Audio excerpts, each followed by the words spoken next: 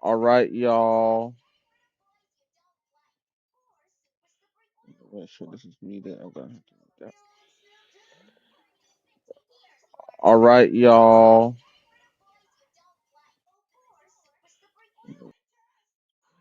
And we are now officially live on YouTube. I am gonna be going through everything in detail. So make me just close out these tabs. And just so you guys know, for multiple things. So we now know that I'm officially live on YouTube and Twitch. And I know I'm live on Twitch because it said this is actually one of the side things I want to tell you guys that I'm going to be doing next year. And I will turn on my camera in a few moments once I get my stuff ready.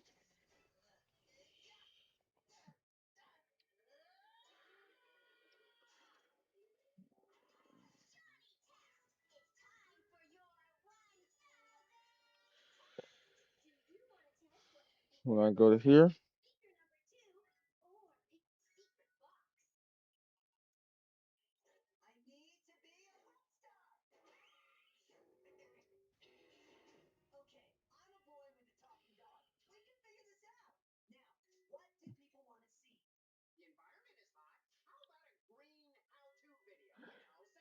so it will officially say this. If I copy this again, Darkdath900 said, now live. Streaming no game Darkdath900. Sunset 2025. All games I'm playing in 2026. GTA 6, Citystate Metropolis, and more.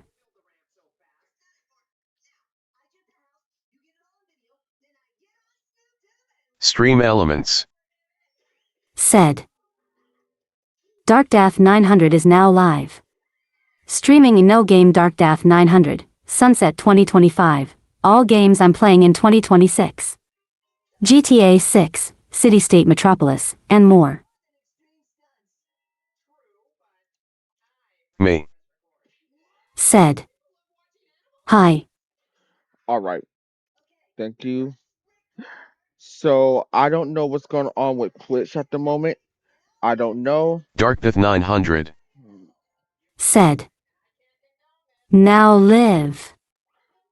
Streaming no game Darkdath900. Sunset 2025. All games I'm playing in 2026. GTA 6, Citystate Metropolis, and more.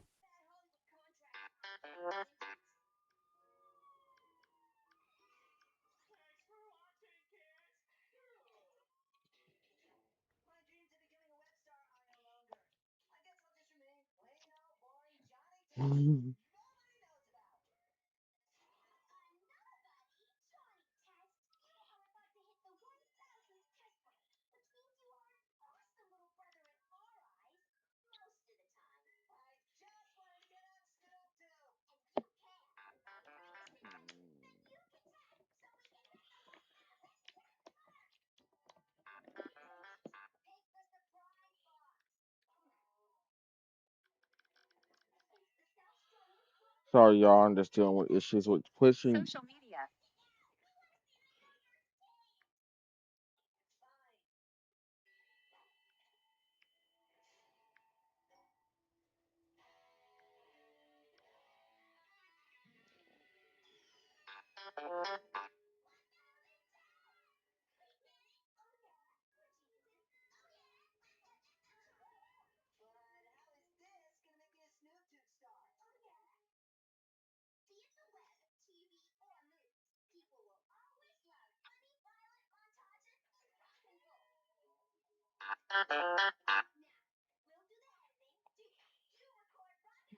I think that's just a glitch.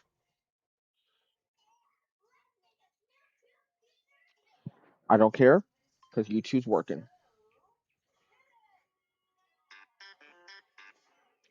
I really don't care anymore.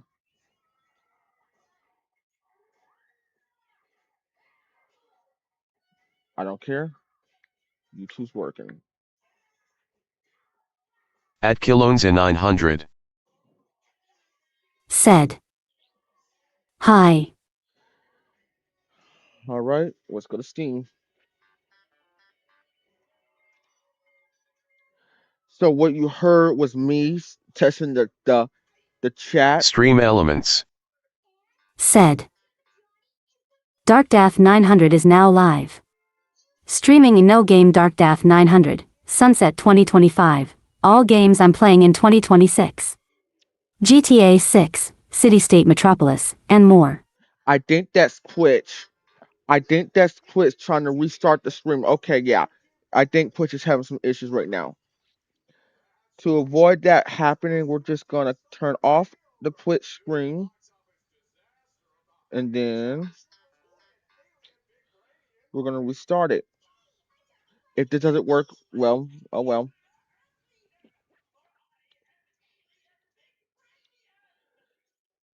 So, finally, welcome to the live stream. Today, we're gonna be talking about what we'll be playing up this upcoming next year. It's all in the description, in the credit, and everything else.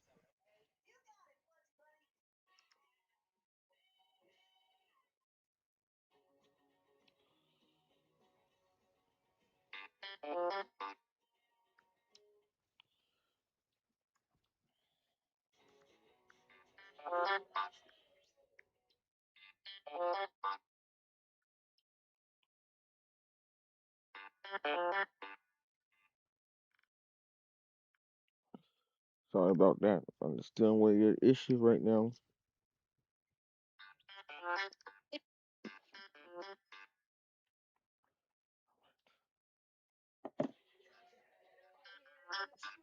Why is my phone doing that? I need more information to help you. What exactly is your phone doing? Is it freezing? All right. Sorry about that. Today we're going to be talking about a few games that are coming out this year and more. I mean, a few games that are coming out next year and more. Sorry. And this will be my final live stream of the year.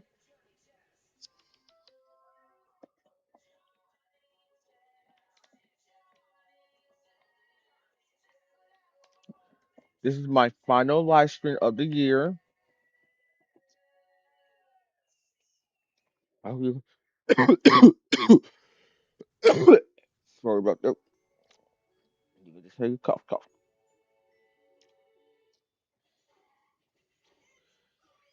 And yes, and there's the camera, and we're live. This will be our final live stream of the year. Very exciting. So we're gonna be covering all the games and everything else.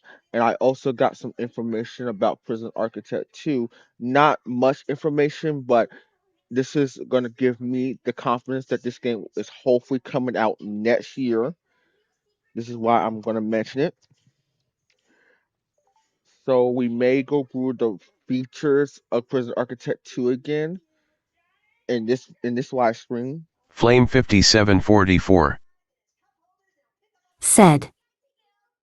Yo, nice plays. I connect with gamers and creators like you. Flame 5744. Said. If you're open to networking or squad runs, add me on Discord, Dywayne433. Flame 5744. Said. Dywayne433.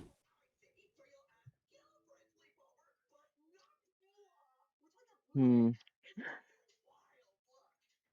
If you have a Discord account, I'll be in touch. And let's see if we could just So on Twitch, okay. Just wait 1 second. Let's see if this man is.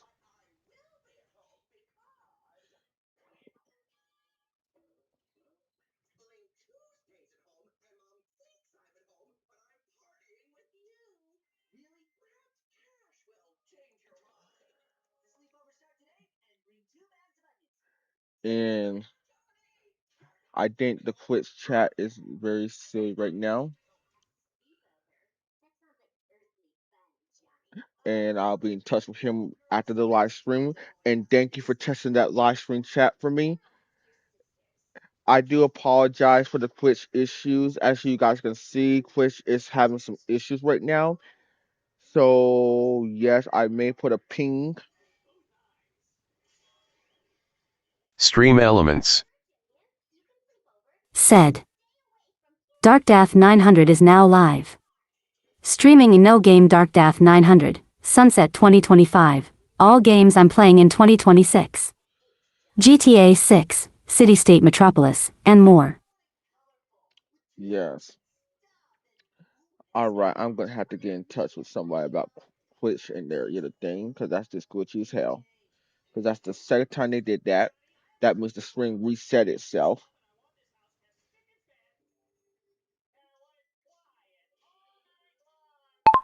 Apologies for the inconvenience. This stream has been ended. There is something going on with Twitch. FemziIce_922. Said. Hey dude, caught a bit of your stream, nice vibe. I can connect you to a Twitch partnered big streamer, who streams to thousands of viewers with nearly 1.2 million followers. He helps rising creators grow with real viewers, followers, and active chatters. Interested? Hit him up on Discord, backhand index pointing right, Monmoon61, tell him Femzia sent you. I will be back. I'll be in touch about that later. Hmm.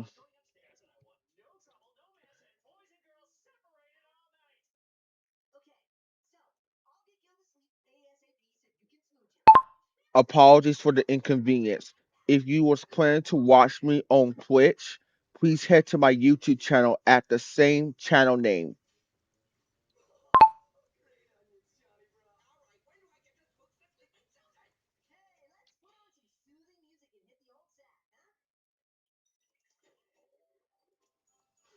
Darkdath900.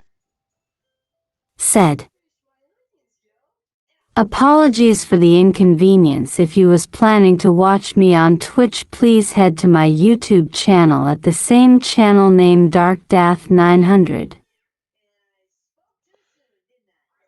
Yes, unfortunately, Twitch is having some issues. So I had to say that. And unfortunately, we didn't start it. So yeah, we're gonna have to shut off Twitch because this is becoming ridiculous. All right, because I don't want to deal with that right now. So we're gonna see y'all here on my YouTube channel because there's nothing going on my YouTube channel. So we're going that side. IGF7. Said. Network is fighting me today, face with tears of joy. I'll pull up next stream with my friends. Add me on Discord, Speed Express. Hmm.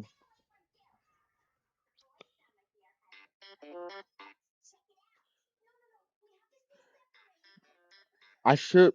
I also should have mentioned that when they're speaking to me, I can hear on Twitch and YouTube side, even though the Twitch side is down.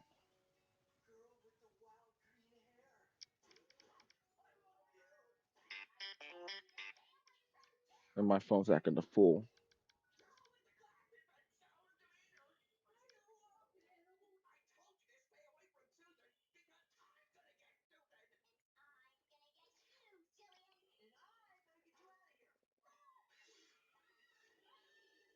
All right.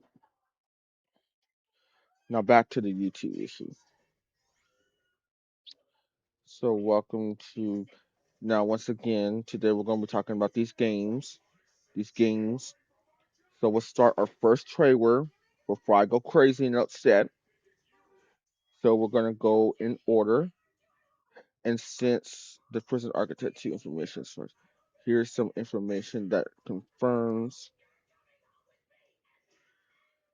that Prison Architect 2 is still in development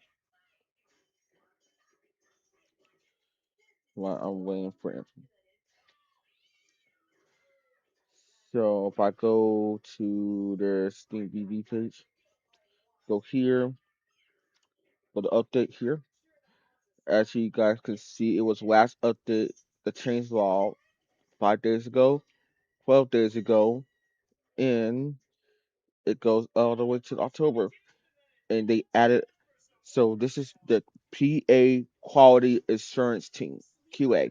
That's insurance, that's quality team. Their quality team is checking out the game right now. This is good. For This means they're almost ready for launch. And then they added a trailer.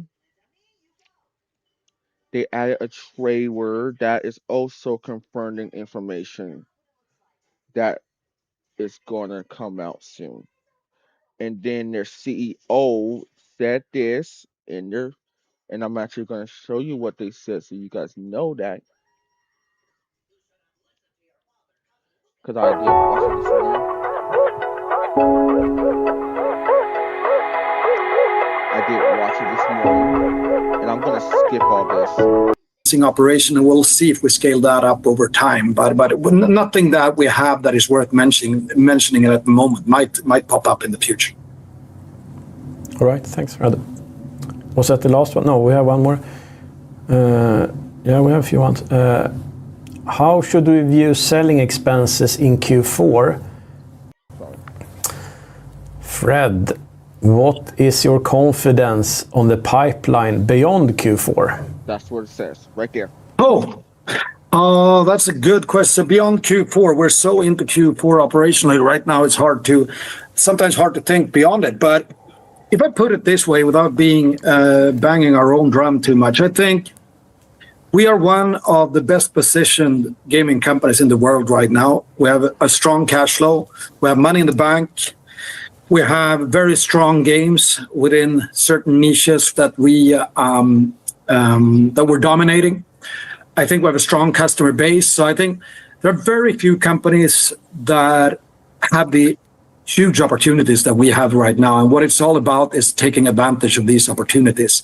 If you speak about the pipeline specifically, I think we have a strong pipeline with a healthy mix of smaller, more experimental titles through ARC, with some games like Prison Architect 2 that is fully developed externally, to some super heavy hitters that comes from the internal teams. So I say 2026, just bring it on. We're ready.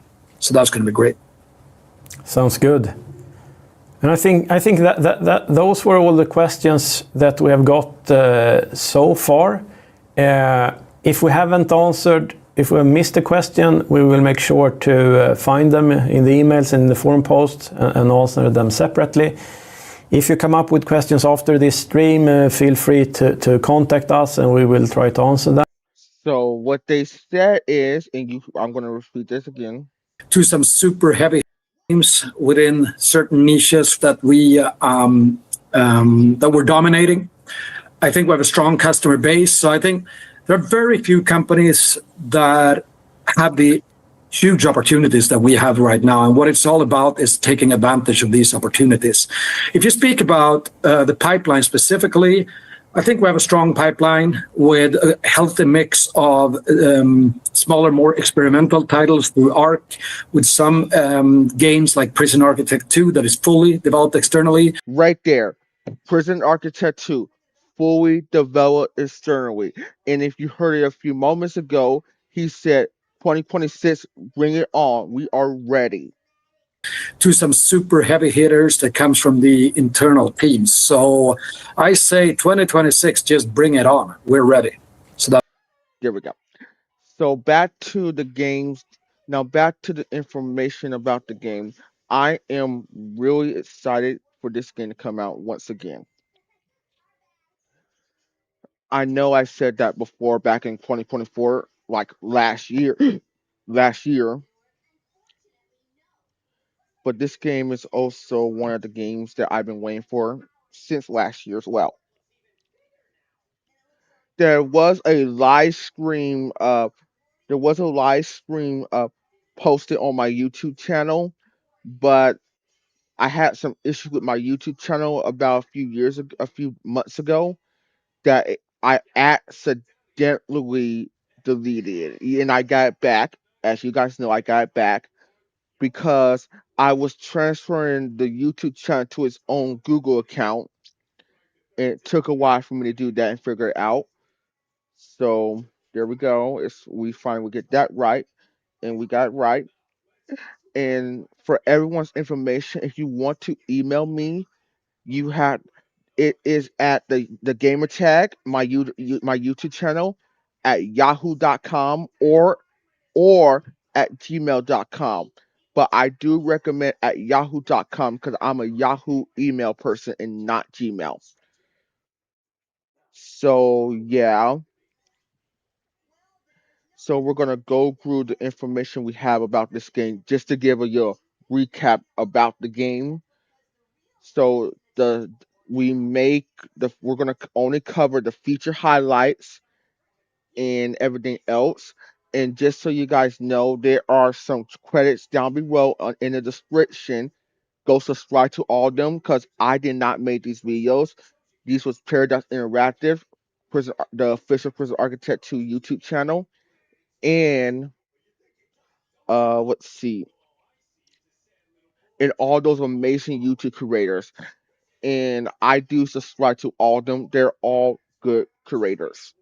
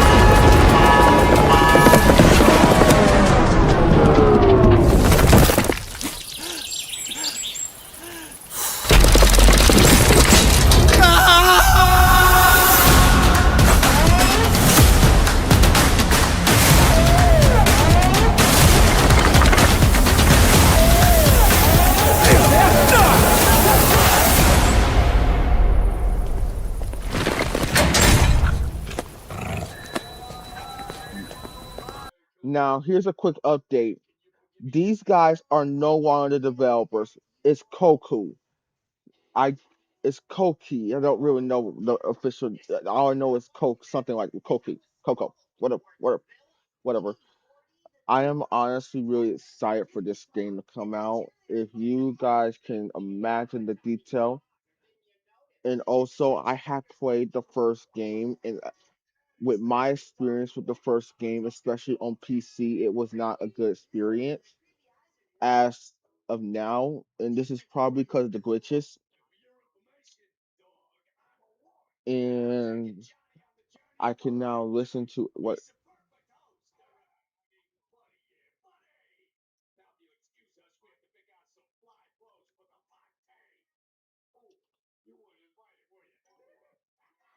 glitching and everything else. And then the building tools in this game, that is next level. It's the fact that people can now. I'm sorry, you guys can sorry about that. I just realized my mic was not fully near me. Let me repeat what I just said. I just said I really can't wait for this game and all that stuff. If you guys did hear me, that's good. But other than that, now back to what I was saying here on this screenshot. The building tools in this game is really good. Like I swear to God, really good.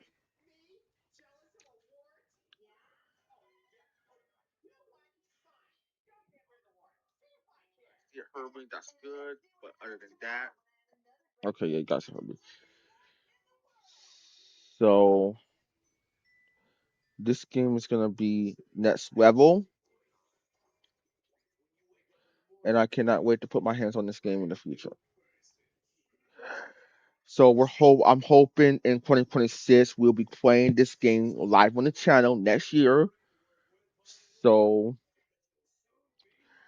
and the fact being that this game has been remastered, like, here's the big thing about this game: the game is in 3D. That's three dimensional.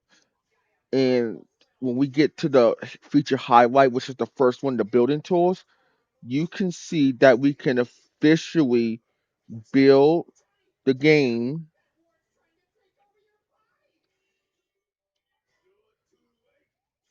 build into 3D. 3D, yes. I am honestly so excited for this game, and it's just a experience that I cannot wait to experience again.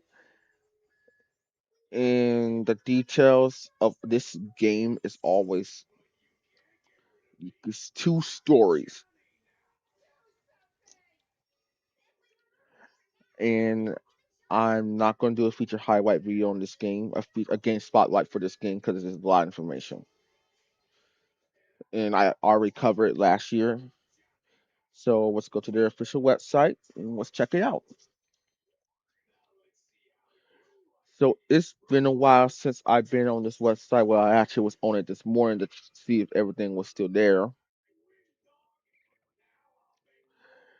As you guys are aware now, this game was indefinitely delayed. This was all the way back in August 2024. That was a year ago as of recording this. Well, a year and a couple months ago as of recording this video on December 3rd, 2025. December 3rd, 2025, yes. So, and I can't read well, so this is one of the reasons why I have this. Prison Architect 2. The world's greatest prison simulator, now in 3D. Welcome, architects. Design and develop your own personalized penitentiary in Prison Architect 2. The classic prison builder has broken out into 3D, and it's up to you to contain it. Prison Architect 2, delayed release. Watch now on YouTube the world of career mode. Watch now on YouTube a whole new dimension. The world's greatest prison management game, now in 3D. Use your resources to build, manage, and control your prison in classic prison architect playstyle, now in 3 glorious dimensions. Design every corner of your prison and manage everything from daily schedules to policies, and ensure your prison is safe, self-sustaining, and secure. Build the ultimate penitentiary. Establish all of your prison infrastructure over multiple floors, and use tons of snazzy new tools that allow you to build a state-of-the-art correctional facility. The design of your prison will affect every aspect of your inmates' lives, so make your schemes accordingly. The smartest inmates ever. Unique inmates have schemes of their own. They now form distinct relationships that influence behavior and make decisions based on wants and needs. Watch as they interact and attempt to navigate the daily trials of your prison. Remember that every choice you make might either help or hinder your inmates' correctional journey. It's your choice what kind of experiences your inmates have with your prison. The Prison Magnate. Establish and run a true institution from the top, building up unique correctional facilities in a freshly upgraded career mode that will take you across a brand new world map. Will your prisons end up being monuments to rehabilitation or retribution? Most importantly, will they pay the bills? Every action has a reaction. Choices matter and yours will determine the fate of your prison. More control than ever over inmates, prison policies, architecture, and more means more ways for things to go well, or not. Plan carefully or you may have to cope with escapes, riots, and all sorts of expensive and destructive problems. Skill Tree in Prison Architect 2. Develop and customize your prison according to your playstyle. Stay up to date. Prison Architect 2 Newsletter. Sign up now and get exclusive wallpapers. I'm still waiting for these wallpapers, by the way. Now back to the news. So unfortunately, we're not going to cover these. And just so you guys know, it's by Kolke. These guys are developing the game. I hope they're doing well. Good job on developing the sequel to the game. And I am and Double 11 has left the gaming world. And we're going to be speaking about that in a couple in a while. And we're going to go backwards, as in we're going to go all the way back down, but we're going to skip. So we're going to skip all the Dead Diaries because I'm not going to be dealing with them. I don't want to. I don't want to do it. So I could. Hello. And before I play this video, just a reminder: the voice in the background is not my voice who's talking. This is by Charlie Perk. Charlie, sorry, I'm sorry if I butcher his name a little bit. It's his name is Charlie. His YouTube channel is in the description at the very bottom. Go subscribe to him. He plays a lot of strategy games, and I'm also a subscriber of him on my personal YouTube account, not on this account, but on my personal YouTube account. Hello everyone, my name is Charlie, and on my own channel, I've been playing Prison Architect for many years, and I am delighted now to be working with Paradox Interactive to create some tutorials for you covering Prison Architect 2, a spiritual successor to the fan-favorite Prison Architect, but built from the ground up to be a flexible platform that expands prison building into a 3D environment. Oh, I'm excited. Today, we are taking a look at the new building tools and how they all work when it comes to designing multiple floors in your hopefully secure facilities. Let's get started. Construction in Prison Architect 2 begins with the construction menu at the bottom of the screen, and the tools available are used in a very familiar way that you'd expect from playing Prison Architect, with a few notable differences. Foundations are automatically added when constructing rooms, so no more having walls as a separate button to interact with. If you want to simply build a wall, though, you can just draw a straight line, and the game will do that for you. Otherwise, as we move our mouse out into various boxes, you'll see that walls are highlighted with the dimensions of the structure that we're creating, and these highlights are joined by the floor foundation that'll be created along with it, as well as a roof segment that is required to be built as well in order to make your rooms be considered indoors. And if the floors and roof are already constructed in this area, the highlight graphic will change, omitting the floor and roof from the tool's display. Now, since we are in 3D now and have verticality as an option when planning our prison, the building construction tool can also be used above the rooms we've already built. By default, you can navigate between floors using hotkeys on the keyboard, or you can use the floor navigation buttons on the right side of the screen here, which may also display notification badges if there is something concerning going on in that floor, like prisoners destroying stuff or fighting. If you're building a fresh building design and you know you want 2 floors already, you can also make things a little easier by just viewing the above ground floor and then toggle the floor lock on construction with the middle mouse button. Then you can start constructing on the ground. The tool will first draw on the ground and then immediately make the second floor available to you if you are building on top of the existing construction design. Middle mouse button again to toggle the floor lock on construction if you want. But remember, to build above the ground floor, your workforce must be able to reach it, and that means stairs. But it also means that the roof of the ground floor has to be getting built as well, so that they have a floor to stand on when they're making the second. Roof segments take a lot of time from your workers, so don't expect large construction projects to be fast unless you hire more people to help out. In some instances, you may not want to have interior stairs made, like in the case of building above a dangerous cell block, or perhaps the route that workers need to take to get over there is just too long to make that construction go at the pace that you'd like.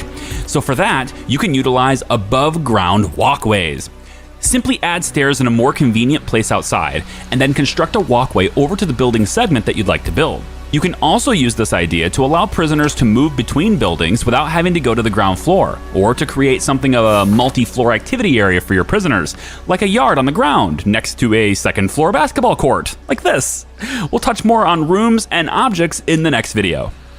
And obviously, to make the interiors of these rooms accessible, you're going to need doorways. In the Doors and Windows tab, you'll start out with a limited set of options for doors, including regular wooden doors, single and double width jail doors, and fence gates. All of these doors can be configured to require keys in order for people to pass through them, but the jail doors are the only ones which have that setting turned on by default. When planning a doorway, that segment of the wall is opened for workers to pass through, and workers will generally wait to construct doors last, making it easier for them to get in and out of the places that they're trying to access. You'll also find window options in here, which not only come with an aesthetic preference, but also are used to help satisfy a prisoner's freedom need, which is a very important need to manage. We'll be looking at prisoner needs together in a later video as well. Another cool design tool that may get overlooked, but can offer some really cool interiors as well as a nifty effect for you, is the Gap tool, located right under the Walkway tool. While the walkway is great for letting people walk above the ground and still see what's below them, it only works outdoors, since the conditions for it to function aren't often found indoors. But we can change that with the Gap tool. This tool will allow you to remove entire sections of flooring from the above ground floor, allowing those on the second floor to now see the floor below. This can also allow you to have those really tall ceilings in a room, if you want that for some reason. This can be a great way to build a sort of catwalk for your guards, or to just style it so that prisoners can banter back and forth between floors like you sometimes see in the movies. This isn't just for looks, because your guards do have a conical vision of the floor below them and can respond to events that happen below as well. They can even shoot down from the high ground, which is precisely how the conceptual guard tower exists now. Rather than as a placed object, we now use the walkways and this tool to create our own guard towers strategically and in whatever capacity and size that we want. Use high ground and walkways and station your snipers up top. Lastly, but definitely not least, let's take a look at a crucial part of smooth prison design: utilities. Yep, power and water. Now, back in the construction menu and inside the utility tab this time, you'll see the familiar power station and water pump station. These provide power and water to your prison and will scale to a pretty large size facility before needing another. After placing them anywhere you wish, you'll then need to run electrical cables and pipes from them out to the various objects that require what they offer. When something requires power but doesn't have it, you'll see this power symbol appear above the object, and it will not be functional until the power is provided. The same thing is true with objects requiring water, except it's this symbol here instead. Now, electrical cables act just like they did in the original Prison Architect, hooking up objects to power within an area of effect. But unlike the original game, in Prison Architect 2, water pipes act the same way. No longer do you need to run pipes to tag up on individual items. Instead, pipes offer water in an area around them as well, with large pipes being able to run a very long distance and cover a much wider range than small pipes, which have a significantly reduced range this time and offer water to a very narrow area around them. Another difference is that only the large pipes are available to the player initially, with small pipes being locked behind the water delivery unlock in the second tier of the infrastructure research. In a way, small pipes in this game are treated as a security upgrade, as prisoners can still crawl through large pipes if they reach them for a significant speed boost to their tunneling efforts, but they cannot do that in small pipes. Also note that prisoners will still need to tunnel all the way to the large pipe to reach it for that speed bonus, even if the large pipe is close enough to provide their toilet with water. There's one more thing though. Because we have verticality in this game, vertical cables and pipes are here. In order to get power to the upper floors, you don't need to put a new utility system. Instead, you can tap into the setup that you already have on the ground by connecting a vertical cable or pipe to your existing setup. Now, on the upper floor, you can then continue to spread your grid just as you did before, with the vertical pipe as your upper floor's connection point. And And of course, if you ever need to remove a power cable or pipe, the same remove pipes and cables button is here where we remove all utilities. But in Prison Architect 2, you can simply right-click drag with the pipe or electrical tool selected, and it will mark only that type of utility to tear down. So now if you're like me and you like to stack pipes and cables on top of each other, that's how you remove only one of them without tearing down both setups. Later on, you'll also have access to a fuse box, which acts very similarly to switches in the previous game, allowing you to turn power on and off in given areas to give you a bit more control over your power flow in your prison. Oh, and if you have a design that you really like, check out the clone tool here in the construction menu. You can highlight an entire area that you like the design of and copy over the items and the utilities to another area if you like. Building is a pretty basic topic in Prison Architect, and it only gets slightly more complicated in Prison Architect 2. But with the addition of a variety of options in the administration menu, research can be applied in the all-new bureaucracy tab to speed up construction projects, reduce the cost of materials, and to expand on what you can use to build with, such as adding glass windows or constructing perimeter walls, hedges, painted doors, or just unlocking the ability to expand the land that you have to work with. There's also a bunch of rooms and objects to unlock that will help you construct a facility that can withstand the ever-growing demands of your prison population, which is exactly what we're going to talk about in the next video in this tutorial series. So make sure you get subscribed here to the Paradox channel so that you don't miss upcoming videos on this flexible and exciting new chapter to Prison Architect. Thank you so much. Okay, to make this easier on myself, I'm going to go through the videos first, and we're going to go over to the YouTube side. And basically go through everything in a playlist. So this is gonna make it easier for me to go through everything without tapping so much. It will just quit to the next video, basically making it easier. And don't mind all these playlists. This is all my private shit. I don't even know why I even brought you over here, but I don't care. Can't even access most of these playlists anyway. You can't access none of these playlists unless you're in my account. Mercy, I shouldn't have went the other way.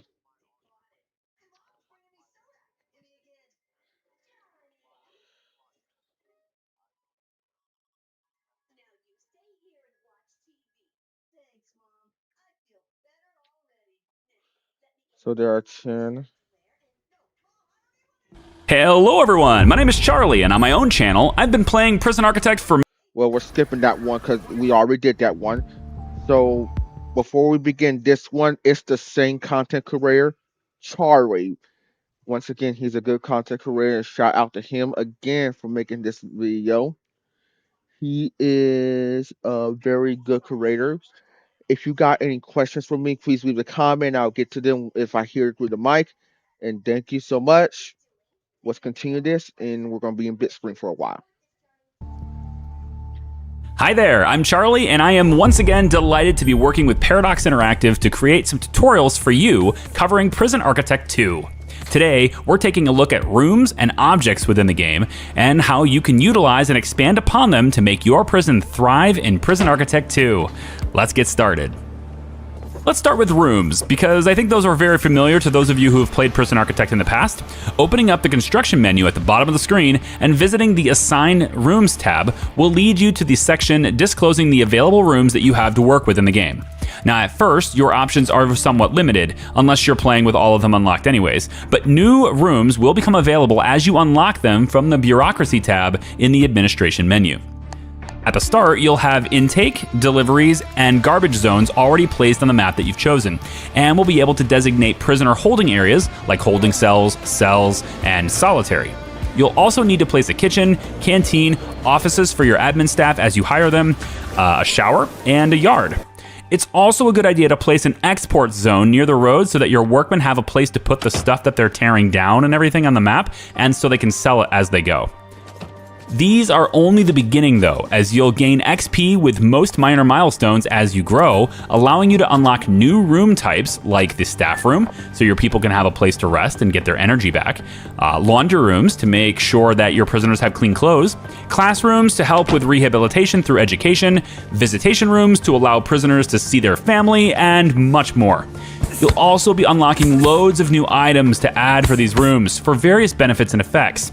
All of the rooms that we'll look at today and beyond also have a template that you can use for quick build in the construction menu. So if you choose, you can have them designed to be used right away without thinking about how they should be set up. To designate a room, simply select the room you want to designate and then drag on the floor to draw out the zone. Some rooms do have a size requirement, but these can be lifted in the first tier of infrastructure research in the bureaucracy tab. If you wish to remove a room from an area, drag with right-click instead. Some rooms will require specific equipment to be added in order to be effective, and if you are missing anything in a room, you can see what's missing listed in a hovering list at the border of the room.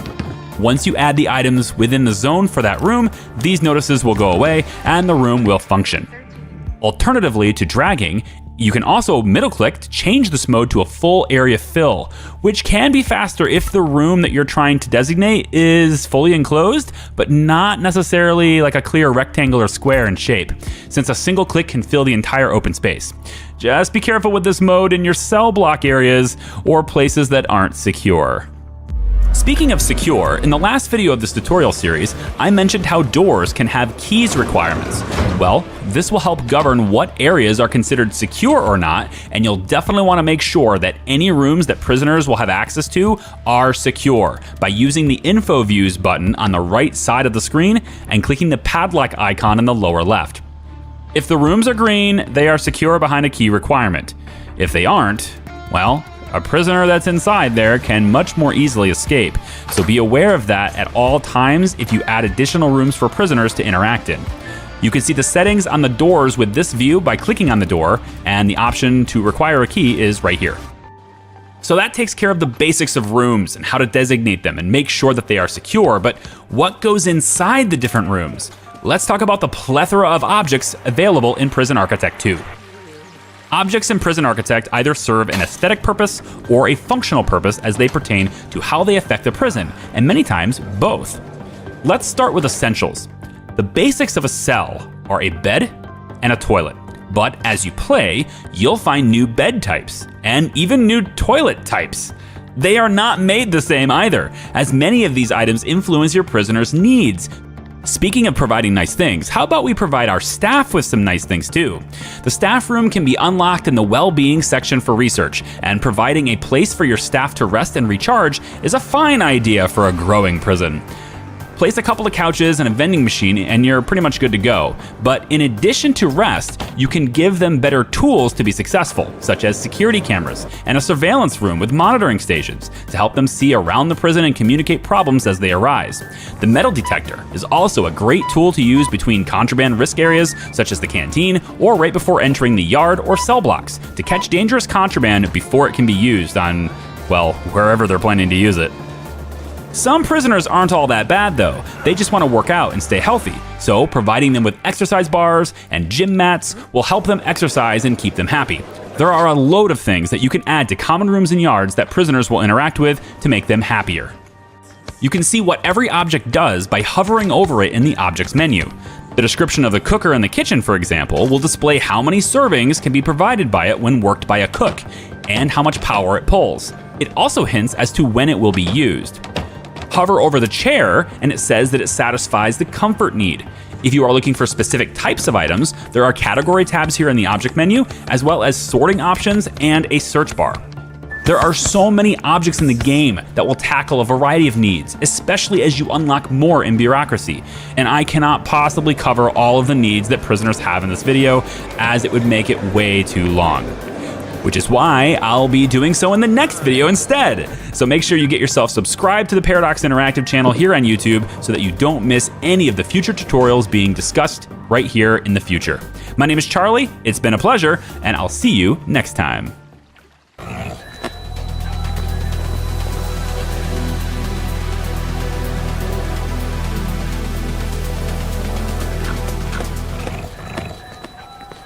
All right, welcome. All right, that was the second video. The next one will be by Stuffing Plus. Let's get this started. Hi there, I'm Charlie, and I am once again delighted to be working with Paradox Interactive to create some tutorials for you covering Prison Architect 2. In the previous videos, I showed you how to build the structure of your facility and how to configure and equip your facility for prisoners and staff. And today, we're taking a look at the needs that those prisoners will have once they enter your prison, and a few strategies that you can use to keep your prisoner needs in check in Prison Architect 2. Let's get started. Every prisoner that enters your glorious facility has needs, some much more important than others. It may surprise many new wardens to learn that their job isn't just to take them in and keep them in, but also to keep them satisfied in their condition as well. You see, you're being paid to keep them away from the general population and society. Every prisoner that enters your glorious facility has needs, some much more important than others. All right, you guys will be able to hear me versus the sound. I will be quiet most of the time, but you know. But in order to do that with as little headache as possible, you'll want to make sure that they aren't too angry or frustrated by neglecting their needs. Otherwise, you'll find yourself with riots and prisoners constantly attacking your staff and destroying your property. In the info panel on the right side of the screen, there's a needs view. Clicking that will show a highlight of every prisoner with needs, with a color range representing how well their needs are met. Green is good, shifting in hue to red, which is not so good. Let's take a look at what those needs are and how to fulfill them so that they don't become a pain in your butt. There are three classifications of needs in order of importance: essential, well-being, and enrichment. Essential needs are the needs that all living human beings have, and you'll need to provide every prisoner with a way to deal with every single one of them every day. This includes food, a toilet, sleep of course, and also a way to clean themselves up and address poor hygiene. These are done simply by providing food in the canteen and an adequate amount of time to consume it, as well as a dedicated sleep schedule that's got sufficient length, a toilet in their cell, and access to a shower or a sink or other items that address hygiene. In the beginning, you'll likely just create a shower room for prisoners to shower, as this is the most cost-effective way to deal with the problem. And be sure that you have a regime slot for showers or free time access to the schedule that allows for them to use it as well. Otherwise, you'll have a shower, but they won't be able to use it. Later on, if you're feeling like spending a little bit of money, you can also give them showers directly in their cells, and this will provide them a way to take care of this need directly in their cells, as well as with a little bit more privacy. Next are the prisoner's well-being needs. These aren't a matter of survival, but instead happiness, which for you, Warden, is almost the same thing. Failing to meet their well-being needs can lead to an increase in violent activities in the prison, as these are considered very important to most inmates. Exercise is provided with a variety of equipment, either placed in common areas or in the yard. Privacy is something most people really cherish, and giving them alone time in their cell and not making their cell too cramped will give them an adequate amount of it. Conversely to that, every prisoner wants to feel some level of freedom, even though they are in prison. Granting them a free time slot in their schedule, as well as a good amount of space outside to move around in, will help with this, and you can also use windows to the outside world to help slightly as well, because looking out the window and seeing the outside world at least reminds them that it's there. And if you've done well this far, you'll likely be doing okay with their safety need as well, which is a representation of how safe the inmate feels. It's likely not surprising that most inmates do not feel a sense of safety when locked in a facility surrounded by violent people. So you can make them feel more safe by having plenty of guards in the area around them, and by keeping the peace well enough that fights and death in your prison are a rare occurrence. Finally, we have their enrichment needs. These are the least important for a stable prison technically, but I think you'll find that you're having much more success and can handle larger facilities in Prison Architect 2 if you can conquer them. In most cases, enrichment needs can be catered to in a manner that satisfies fulfilling multiple needs at once, so look for that opportunity when building out your rooms. The first enrichment need is social. Prisoners are going to want opportunities to communicate and be social with other inmates, but also with their friends and family, so you'll want to provide them that opportunity. Being social with inmates will be happening pretty much naturally if you're already doing well with the other needs, but to really get social fulfilled, you're going to want to provide visitation rooms and phone booths around the prison, as well as time for them to be utilized. Prisoners will be able to call their family and see visitors with these two things provided in sufficient quantity in your prison, and that will really help the social need. The next enrichment is comfort, which is pretty easy to provide and pretty easy to understand. It's just going to cost you more. Having higher quality places to sit or higher quality beds and toilets in their cells, as one of many examples, will mostly take care of this need. And as you go through bureaucracy and unlock new items, you'll see more opportunities to enrich the prisoners' experiences and give higher quality versions of the same items you were already going to use. These are kinds of the same things that you like, so take out your pocketbook, Warden. Stop being cheap. Give the gift of comfort. Another opportunity to fulfill multiple needs at once is their recreation need, which is satisfied the more time they can spend with equipment in the yard, but they can also gain some fun from watching television, or listening to the radio, or painting a picture of their great Aunt Margaret, bless her soul, or playing chess with other inmates, or even reading a book off the shelf, assuming they know how to read. And reading books actually leads me to the final need, which is reform. It might be hard to believe sometimes, but these prisoners actually do deep down want to be better versions of themselves, and you can help them ease back into society better by reforming them into model citizens, or at least some version that's closer to it, through reform programs that help to instill in them the sense of responsibility and purpose that law-abiding citizens realize. This can include prison labor opportunities or classes and training sessions with your staff to help them transition back into society. We'll be covering programs much more in depth in a later video. So now that you know all about the needs in Prison Architect 2, you might be curious on how well you're actually doing on more than just an individual prisoner basis. Visiting the administration menu, there is a prisoner needs tab at the top, which will display a prison-wide overview of the state of your prison as it relates to the needs of all prisoners. Clicking an individual need will isolate the right side display to a breakdown of how that specific need is being catered to in your prison. If you see orange or red in this circle, it's likely a sign that you have some room for improvement. Of course, sometimes it's just going to be nearly impossible to satisfy the needs of some prisoners, as not all prisoners are as understanding or patient as you want them to be. Some prisoners are addicted to substances, for example, or are just hell-bent on watching the world burn. And the higher the security level of prisoners that you have in your facility, the more likely it is that they have difficult to deal with traits that make fulfilling their needs a much bigger challenge. Make sure you get yourself subscribed to the Paradox Interactive channel here on YouTube so that you don't miss any of the future tutorials being showcased here in the future.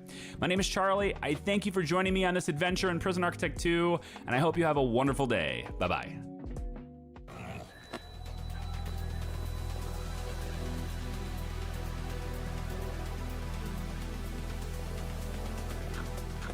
Okay, that was another Charlie prior video. I don't really know his full name. I'm just going to call him Charlie to make it easier on myself. Now, this is from Stuffing Plus. Generic greetings, Stuff Plus here, taking a break from making wholesome generic gaming videos on my channel to talk to you about Prison Architect 2. This is a collaboration with Paradox Interactive in order to bring you up to speed on prison security in Prison Architect 2. In this video, we'll cover prisoners' permissions, security staff, deployment, patrols, CCTV, and finally searches and shakedowns. Let's get into it. You don't just want prisoners wandering anywhere, it's your job to keep them inside the walls after all. The Permissions tab allows for fine-tuning on who goes where within your facility. The default option is Shared, which means anyone can use the area. This is fine for many parts of the prison, but suboptimal for others. To change permissions, open the Permissions tab under Management. Choose the desired category, then select the area to designate. Want to keep your inmates away from sensitive areas such as external fences or armory? Then staff only is a good place to start. Similarly, staff and visitors is a great option to help keep your inmates and the unincarcerated separate. Finally, you may want to segregate your prison for added variety and security. Some inmates don't mix well after all. Choose between Min, Med, Max, and Supermax categories to further add depth and flavour to your prison. It should be stated that some inmates will treat these permissions more like guidelines rather than rules, so make sure they stick to it. Security staff. There are several types of security staff in Prison Architect 2. Although all exist to ensure your prisoners' compliance and safety, staff may go about enforcement in different ways. Firstly, there's guards. Guards are your essential security staff and will no doubt make up the bulk of your security force. Armed with a commanding voice and a baton to back it up, these firm but fair employees keep your inmates in check.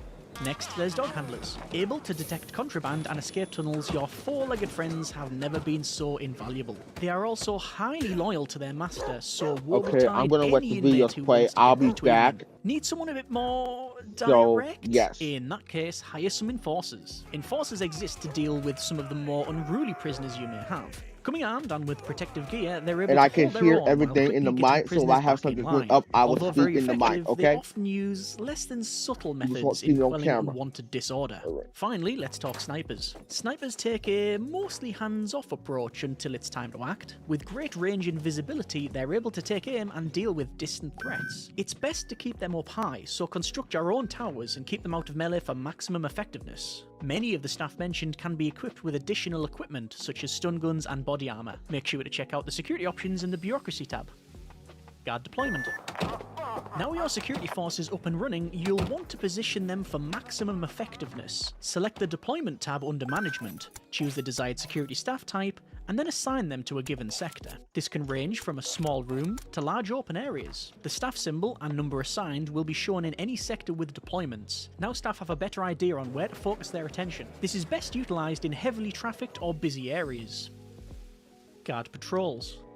Patrols are similar to deployment, but allow for more specific routes and detail. Opening patrols under management, select Draw Patrols, and draw a route in and around your desired area. Once created, select one or more of your security staff types and assign them to this route. Staff will then patrol the area, watching out for any trouble. Dog handlers around cell blocks, enforcers between fences, and snipers roaming high are all good examples of patrols. Use them wisely.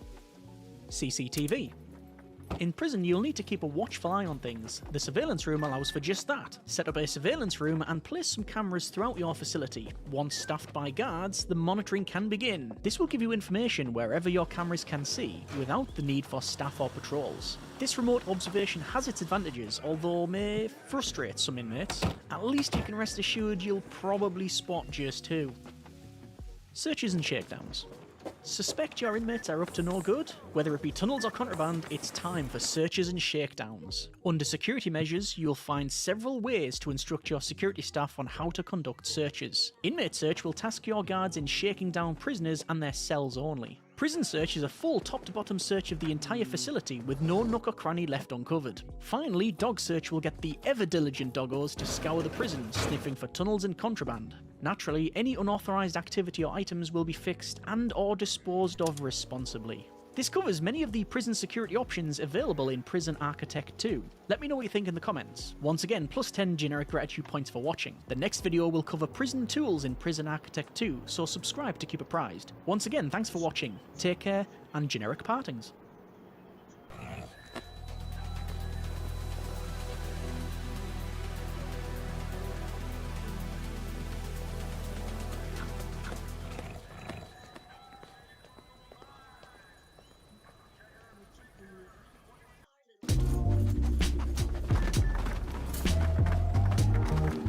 Generic greetings. Stuff Plus here, taking a break from making wholesome generic gaming videos on my channel to talk to you about Prison Architect 2. This is a collaboration with Paradox Interactive in order to bring you up to speed on prisoner management in Prison Architect 2. In this video we'll cover prisoner regime, visitation, and prisoner labour. Let's get into it. Prisoner regime. Prison life consists of routine, and then more routine. Luckily then that you are in control of it. Under Management, the Regime tab allows you to control what happens throughout the day. Either use one of the built-in presets, ranging from lenient to strict, or customize the regime to your liking. The day is also divided into 2-hour blocks. Each of these can be modified to schedule certain events, in turn instructing the prisoners to act, or be ordered, accordingly. What's that smell? With shower time, inmates will head to the closest shower and freshen up, catering for their hygiene need. Stomach rumbling? Then schedule some mealtime. Cooks will prepare food in advance of inmates arriving at the canteen and loading up those food trays. You'll need to burn off some of those calories, so yard time it is. Inmates head to the yard for some fresh air and much needed exercise. Some prisoners not playing nice? Then set some cell time to give them a chance to think about things and cool off. Free time gives the inmates time to go about their business and manage their needs as they see fit. Finally, now that everybody's took it out, it's time for some sleep. With sleep time, inmates head to their cells and get some much needed rest, ready to start the whole thing over again tomorrow. Categories of prisoner are listed separately for finer control, and you're able to copy the regime from one category to another. This, along with other tools in Prison Architect 2, allow you to control your inmates and manage their needs. It's important to strike the right balance within the regime, but don't be afraid of experimenting. Visitation. Although their transgressions have forced inmates to now be held at your pleasure, they still have the right to meet with family. The visitation room gives provision for this. Visitors, be it family or lawyers, will visit between 10 AM and 4 PM. Either sitting at a table or through the thick glass of the visitor booth, this room caters for their social need. You'll need to ensure there's a safe and secure way for your visitors to access the visitation room, so take that into account when building. And I was just doing my thing. No free ride. Want your inmates to learn valuable skills whilst contributing to the prison? Then you may want to investigate prison labour. Giving your inmates the chance to work does have its advantages, both for you and them. Inmates can work either in the laundry or kitchen, the latter requiring correct training via the kitchen safety program. Work satisfies a prisoner's reform need and also allows you to reduce your staff and therefore costs. This will, however, give your inmates potential access to contraband and could prove problematic if for whatever reason they decide not to work. This covers several of the prisoner management choices you have in Prison Architect 2. Let me know what you think in the comments. Once again, plus 10 generic gratitude points for watching. Subscribe to keep apprised. Once again, thanks for watching. Take care, and generic partings.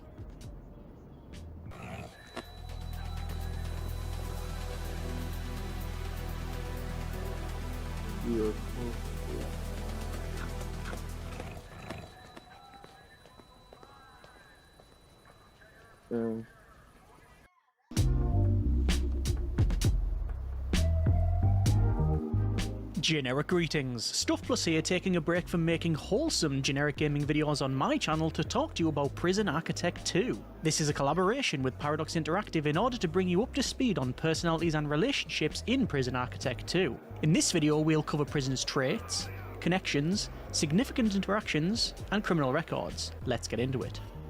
Prisoner traits. Your digital internees in Prison Architect 2 can come with traits. Select a prisoner and check their bio tab for traits. These traits affect their actions and behaviours and can lead them to be more passive, more aggressive, extra sneaky, and everything in between. Cowards, for example, are less likely to start a fight and have an increased need for safety. On the flip side, fearless inmates relish any opportunity to join an altercation and are more likely to take risks and vandalise the place. Light-fingered inmates steal anything not bolted down, and geniuses are always thinking up clever ways to escape. Prisoners can also be well-connected, silver-tongued, or even feared.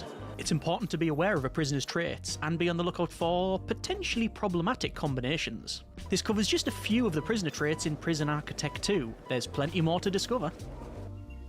Prisoner connections. Prisoners who spend time together are naturally bound to form some sort of relationship.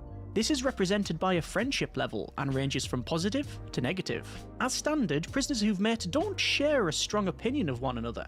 Acquaintances may nod at each other in the corridor, but are mostly ambivalent with no alterations in their behaviour. Prisoners with similar traits and who get along, however, are likely to become friends. They enjoy spending time in each other's company, which helps reduce conflict. Close friends are the best buddies and willing to share in activities. This means equally chatting in the common room or misbehaving. They've got each other's backs either way, so it's not always a good thing. On the flip side, inmates with differing traits are more likely to become rivals. It's fair to say they don't get along and may react negatively toward one another. Upset someone enough and you'll make enemies. Enemies share a raw, seething, deep hatred and contempt for one another. Expect frequent altercations and unwanted disruptions. Probably best to keep them separate then. Significant interactions.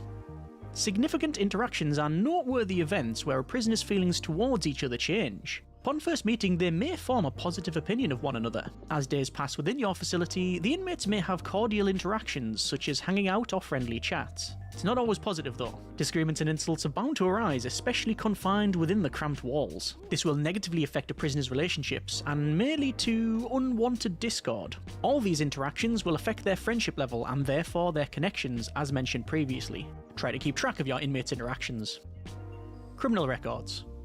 Finally, we have the prisoner's record. This details the prisoner's time and actions within your prison, good or bad. Included in their record are a list of events the prisoner has experienced, such as making friends, punishments, or being involved in unfortunate incidents. Also detailed are programs and qualifications, time served, and chances of successful parole. Not only is this information useful, but helps to add depth to your prisoner's experiences. Be sure to check it out. This covers the bulk of the personalities and relationship system in Prison Architect 2. Let me know what you think in the comments. Once again, plus 10 generic gratitude points for watching. Subscribe to keep apprised. Once again, thanks for watching. Take care, and generic partings.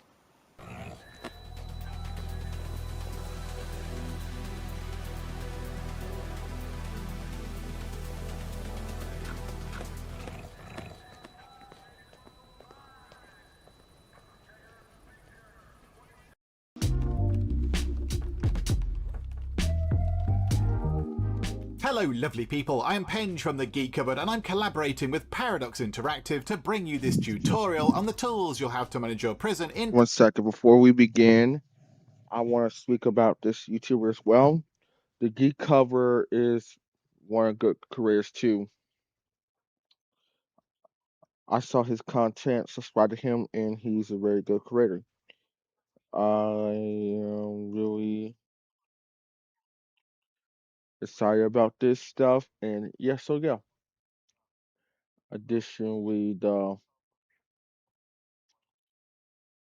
information I have gave y'all. Stuff Plus is also a good career too.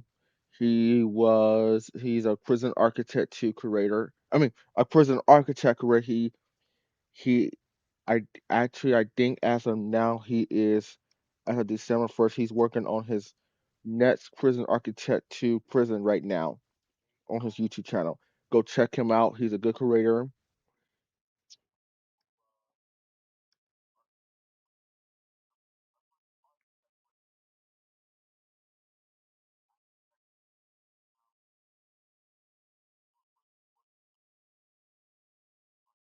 Yes, he just did his first episode.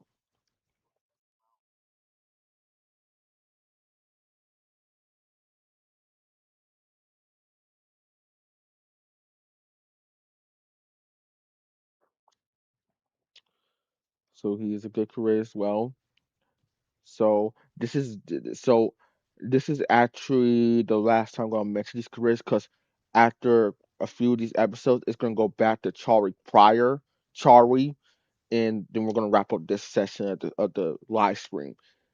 And I'm gonna go through those dead diaries really quickly, so we're not gonna read any of those dead diaries. We're gonna look at the pictures, and then that's it. Because the dead diaries, they're long and they're too much for me to handle right at this moment. And it may be in the middle.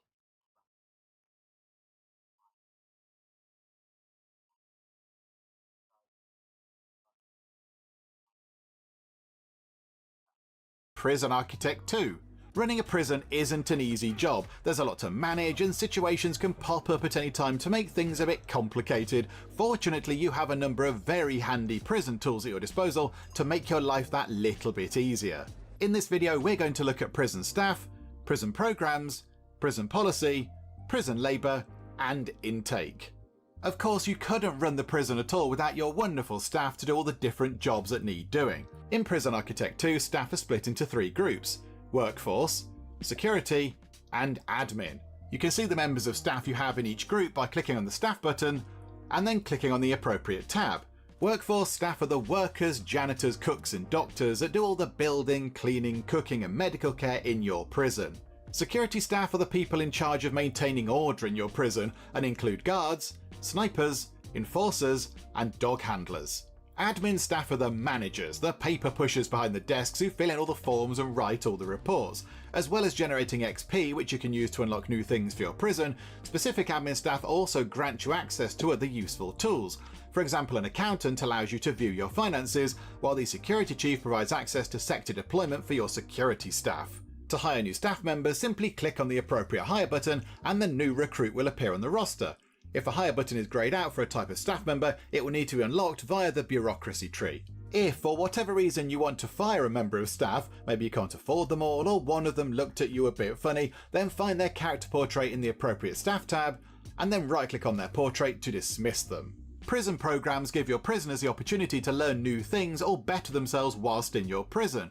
For example, prisoners who pass a higher education program are more likely to be paroled, and those who pass an addiction therapy program can lose their addiction trait entirely. To view the programs available in your prison, click on the Management button, and then the Programs tab. In total, there are 6 different types of program: Basic Education, Higher Education, Kitchen Safety, Mindfulness, Addiction Therapy, and Behavioural Therapy. The 2 education programs cost $500 to run, whereas all the others cost a mere $200. Programs need to be unlocked in the bureaucracy tree. If they aren't unlocked, you can't offer them to your prisoners. If you choose to run a program for your prisoners, you'll need to select a room and a time for the session to take place. The Basic Education, Higher Education and Kitchen Safety programs need a classroom, whereas the Mindfulness, Addiction Therapy and Behavioural Therapy programs take place in a common room. To assign a program to a room, click on the program you'd like to run. In this example, we're going to run a mindfulness program, and then find an appropriate room in your prison. Click on the room where you'd like to run the program, and then choose a time slot. Free time is required in the prison regime for time slots to be available. Once you've selected a time, click on it and the program will be booked in. You'll be able to see the booked programs and time slots on the overlay, as well as on the program planner in the top right corner of the screen. Each program in a classroom is taught by an external teacher, so there's no need to hire any extra staff. The prison psychologist teaches the programs assigned to all the common rooms, so you won't be able to book simultaneous programs at the same time in separate common rooms because the one psychologist can't be in 2 places at once. When you select a program, some prisoners will be highlighted on the map. Those in yellow are interested in attending that program. Prisoners in green are already enrolled, and those in blue have already passed the course. One very useful tool you want to make use of is being able to dictate prison policy. Prison policies are unique options that allow you to control specific aspects of the goings-on around your prison. To view prison policies, click on the Administration button, then click on the Policies tab, then click on the Prison-wide option. This will show all the policies you have unlocked that you can currently control. To change them, simply tick the appropriate box or drag the relevant slider. Once a policy has been amended, the change will take effect around the prison the moment you leave the administration screen. To begin with, you may not have many policies available, so you'll need to unlock them by using the Bureaucracy tab. If an upgrade gives you a new prison policy, it will clearly say Policy and the name of the policy in the list of things the upgrade unlocks, as shown here. Upgrades on the Bureaucracy tree are looked at in more detail in another tutorial video. Another aspect of prison policy is the ability to dish out punishments to your prisoners if they misbehave, and let's be honest, they probably will from time to time. From the Policies tab, click on Punishments to see the range and severity of punishments currently set for various misbehaviours. From this screen, you'll be able to specify the type of punishment for a particular misdemeanour, as well as the length of that punishment, and whether the offender and their cell should be searched for any contraband or other things they probably shouldn't have. You can set individual punishments for a custom configuration, or if you just want to set everything to the same severity, you can use the All Punishments option as shown here. Click the drop down and then select how harshly or not you'd like to punish your prisoners. Click Yes to confirm your decision, and a default set of punishments will be applied. Prison Labour is a tool that allows you to put your prisoners to work around your prison. Not only does this save a bit of money on staff by getting your prisoners to do things like the laundry or the cooking, it could also stop them getting into trouble by keeping them busy. Prison Labour is covered in more depth in another tutorial video, but it's a very powerful tool you have to exert your authority on the prisoners. Intake determines how many new prisoners will be sent to your prison and is a crucial tool for any warden. Not only do prisoners earn you money when they arrive at your prison, they also generate income each day they remain there, so the intake of prisoners is key to the continuation of your prison. To view prisoner intake details, click on the Prisoners button, and then the Intake tab. Prisoners are split into 4 different security levels: Minimum Security, Medium Security, Maximum Security, and Supermax.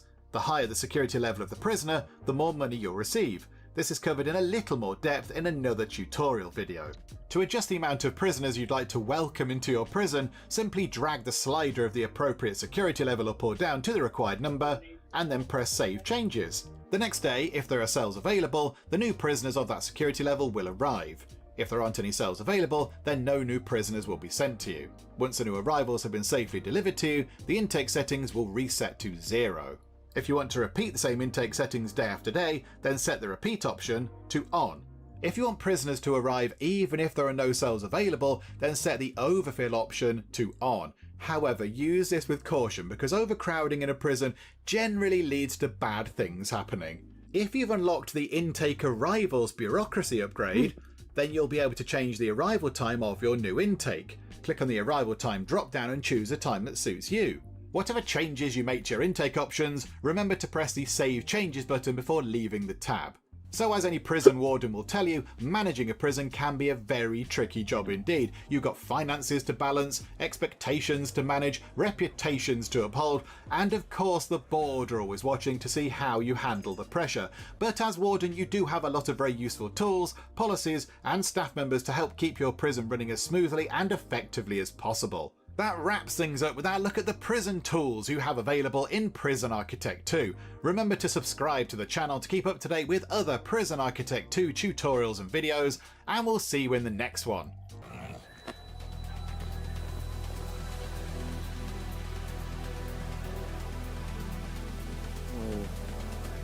Okay, 2 more, then that's it. That's it with those videos. Then we can move on to the next game. Well, we're still.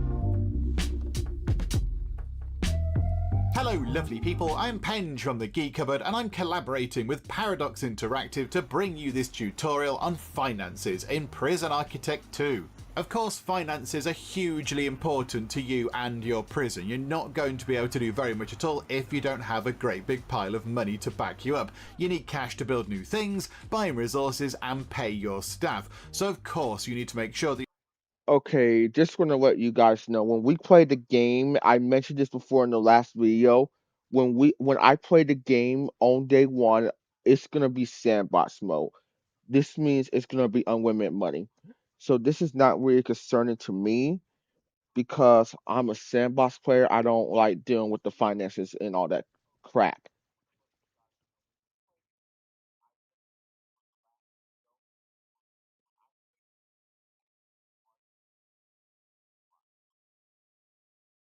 It's basically what I mean because I'm not gonna be doing all that stuff.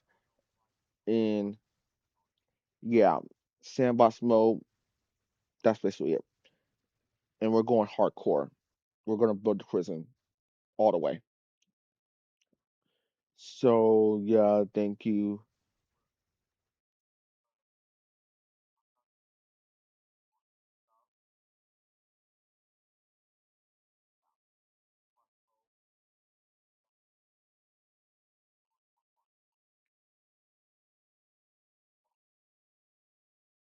So we're gonna get back to the video and yeah.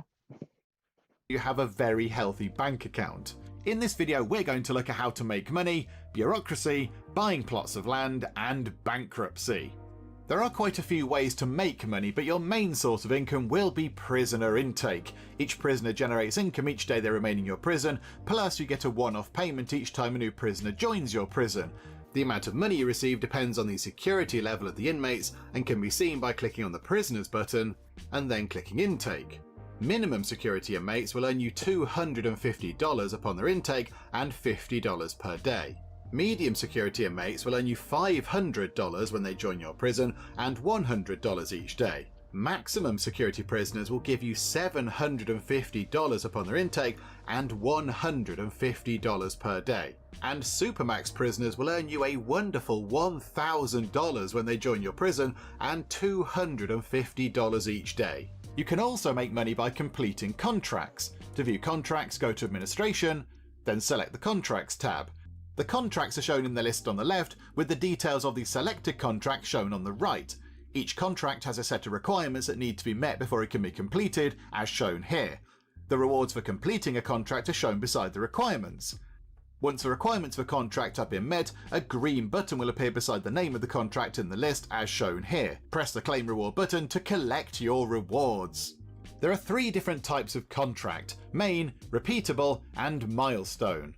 Main contracts are one-off contracts that can only be completed once, although some do turn into a repeatable contract when the reward is claimed. Repeatable contracts are ones that can be completed again and again depending on whether you've met the requirements. Individually, these tend to not give as much money or XP as the main contracts, but given that you can complete them over and over again, they could generate quite a bit of cash for you. Milestone contracts are completed for reaching certain key moments in the development of your prison, such as having a certain number of staff or a given number of inmates. Once one milestone contract is completed, you can begin working toward the next one, although it will be a little bit trickier for you to achieve because the requirements do get progressively more challenging. If things just aren't working out at all, then you can always have a chat with your local friendly bank manager and take out a loan. To do this, you'll need to have unlocked the top tier of the big business bureaucracy tree, which we'll look at in detail later on in this video, and you'll also need to have an accountant employed in a functioning office. With an accountant working in the prison, you can view more about your finances, go to administration, then finances.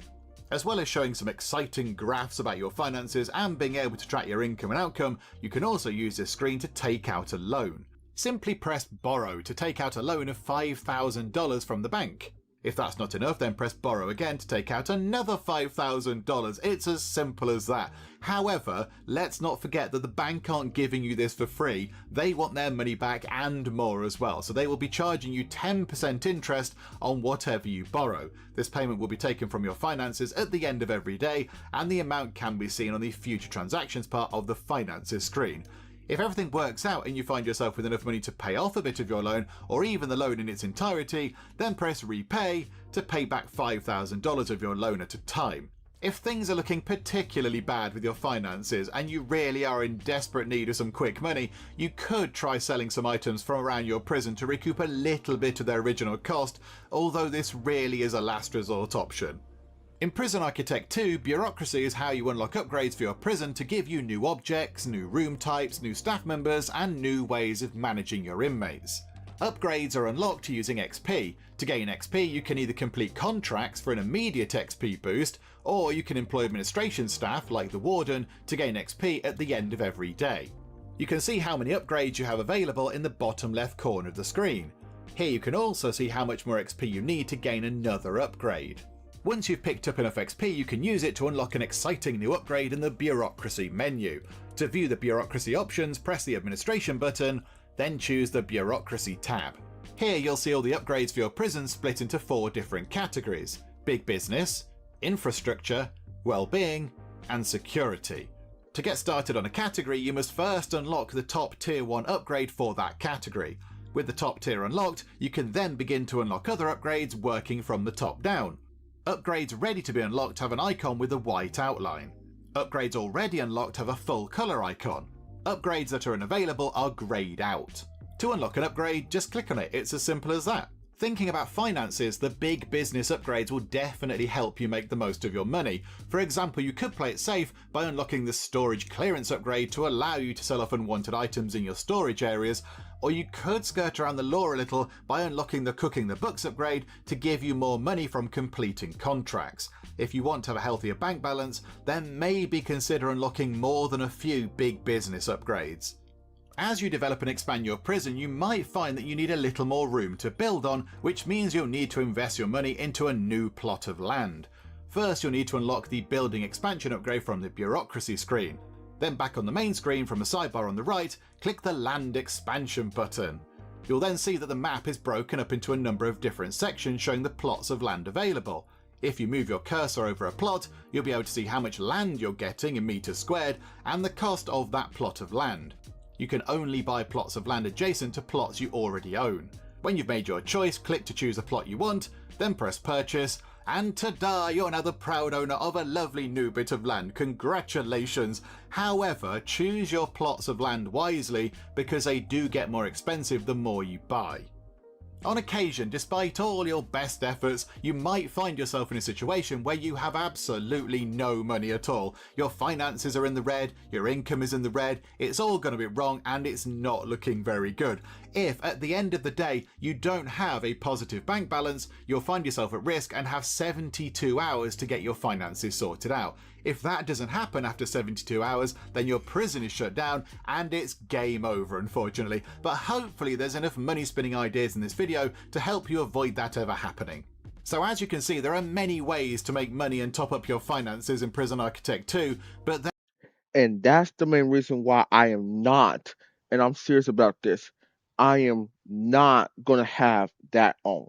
It's going to be unlimited money because that is the main issue. You can lose your game. Your game is over. That's the main issue I have with those type of games not happening.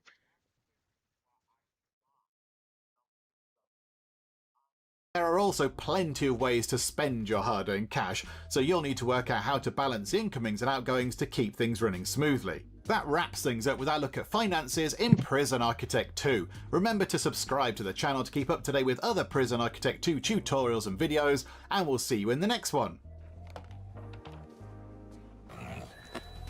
Thank you, key cover. The key cover, I don't. I guess.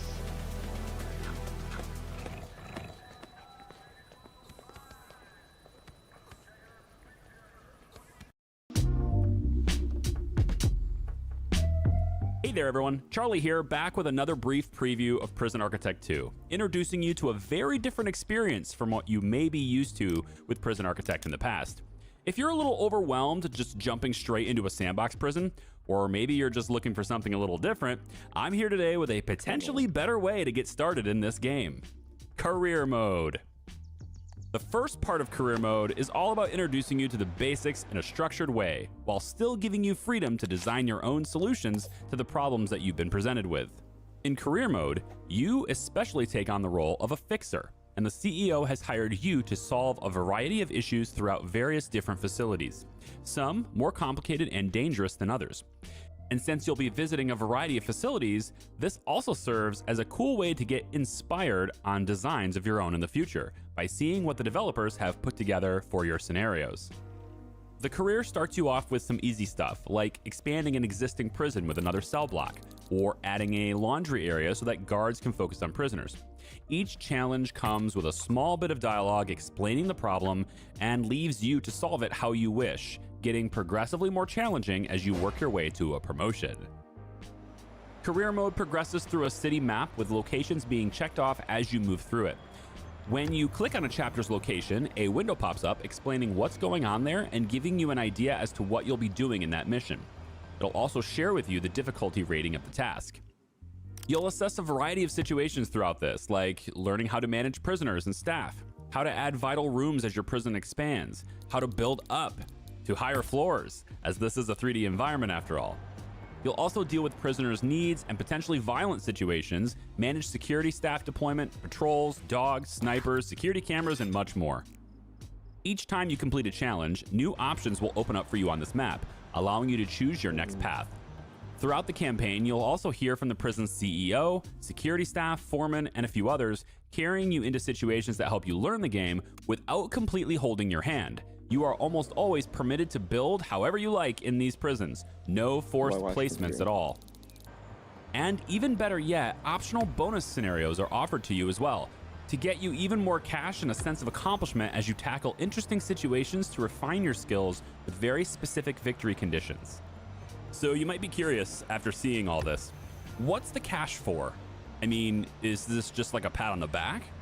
Well, that leads me to the second part of Career Mode, your own prison, and more specifically your own prison organization. Just like Sandbox Mode, you get to start from scratch on your own custom plot. But this time, nobody gives you rules or specific victory conditions. It's basically just like starting Sandbox Mode, with one major difference. You get to invest your career money into it. You can unlock departmental perks from your career organization to grant you bonuses and advantages. And you can later, if you choose, now sell your prison for a profit. Then upgrade your organization with that money and invest in an even bigger and better facility next time. Invest your career dollars into expanding the departments of your own company, allowing you to do things like starting with all 4 sections of bureaucracy unlocked, immediately having access to administration staff. That's a jump start in unlocking stuff right there. You can gain pricing advantages on goods, make your corrections policies more effective, and much more. If you were to activate these things in Sandbox, we'd probably say that you used mutators or cheats, but with this mode, you've earned and paid for these unlocks. There's even more to discover as well, so be sure to check this mode out yourself.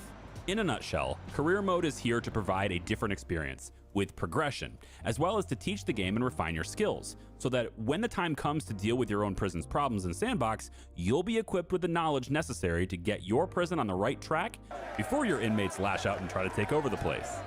And hey, even if things do fall apart, it's just a game, right? We can always build another one and try again. However, if you really do want to learn how to fight back against the riots that are attempting to take over your prisons, well, I've got a cool video for you coming up next that'll talk all about that. It's riots and how to deal with them. So stay tuned to this channel for some more tutorials coming up. My name is Charlie, thanks for watching this short video, and we'll see you in the next one. Bye-bye.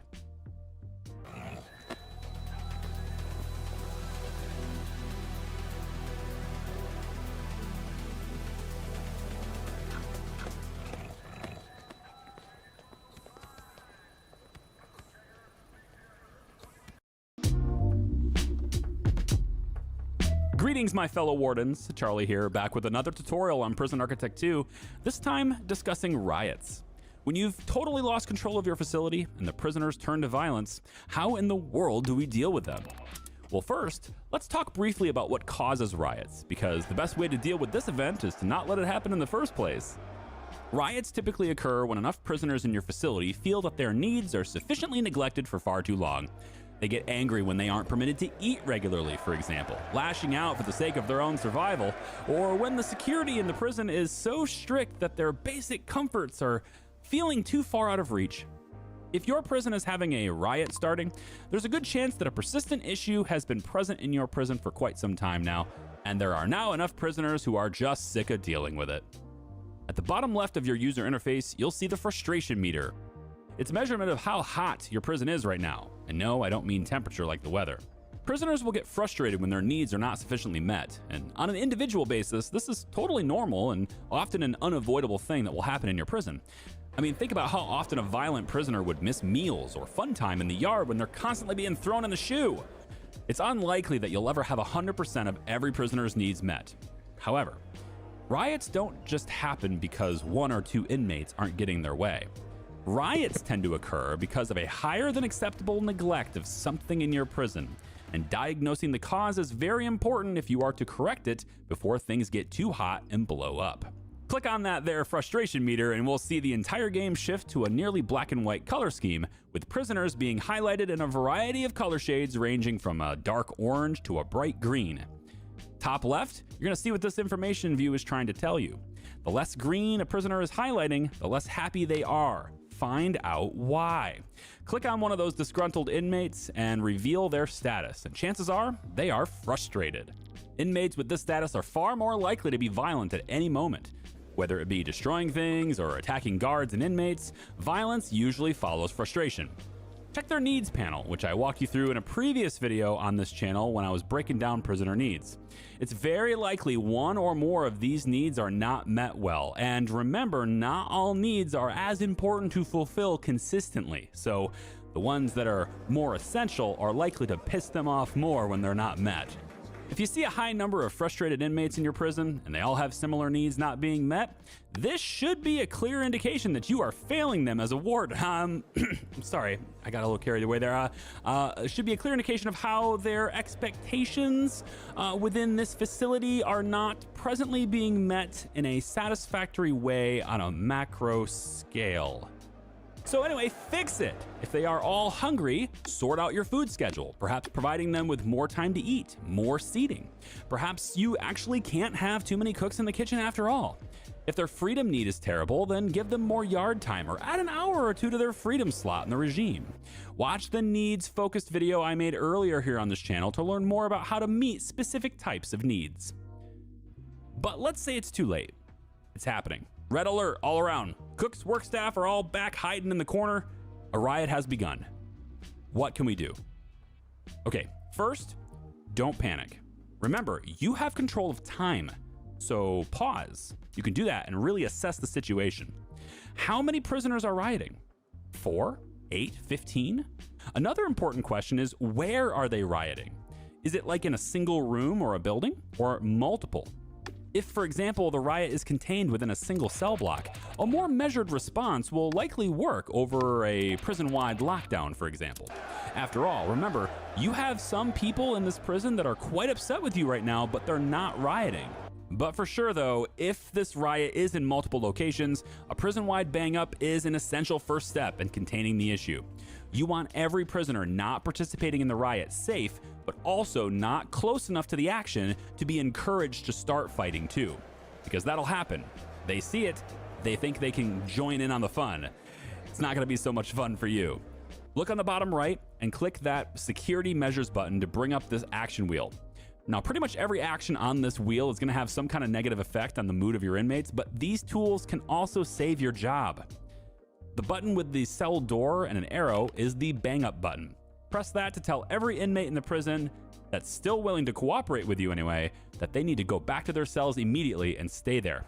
That will at least make it more clear to us which inmates are rioting and which are not, and will generally keep them away from the action.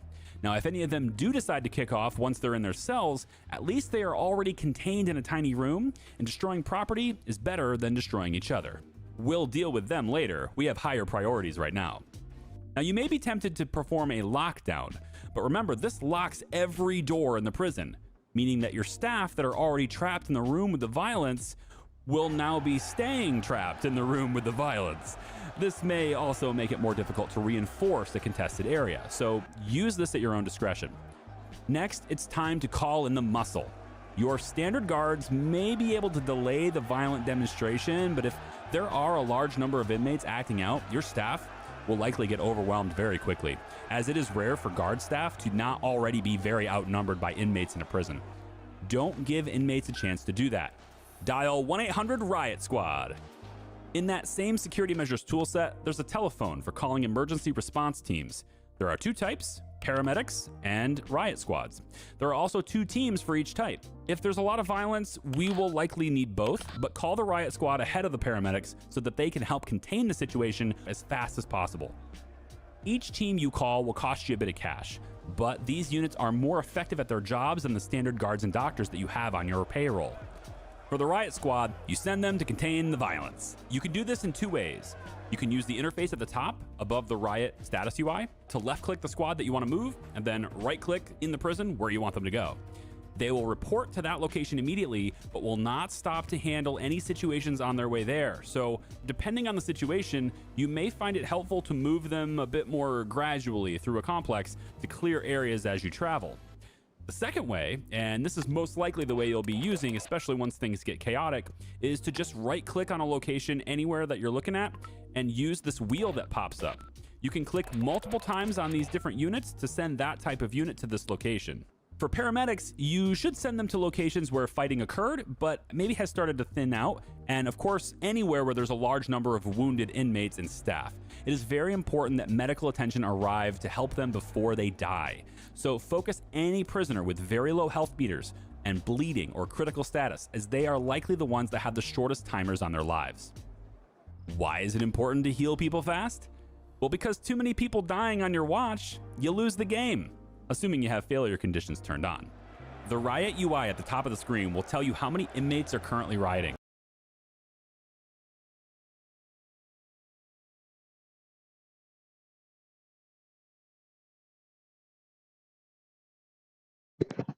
Oh, I'm sorry. My mic was muted. I want to say this again. There's another thing too. The failure conditions is gonna be off when we're playing the game. I'm not dealing with all that crap. That's another thing. Failure conditions off completely.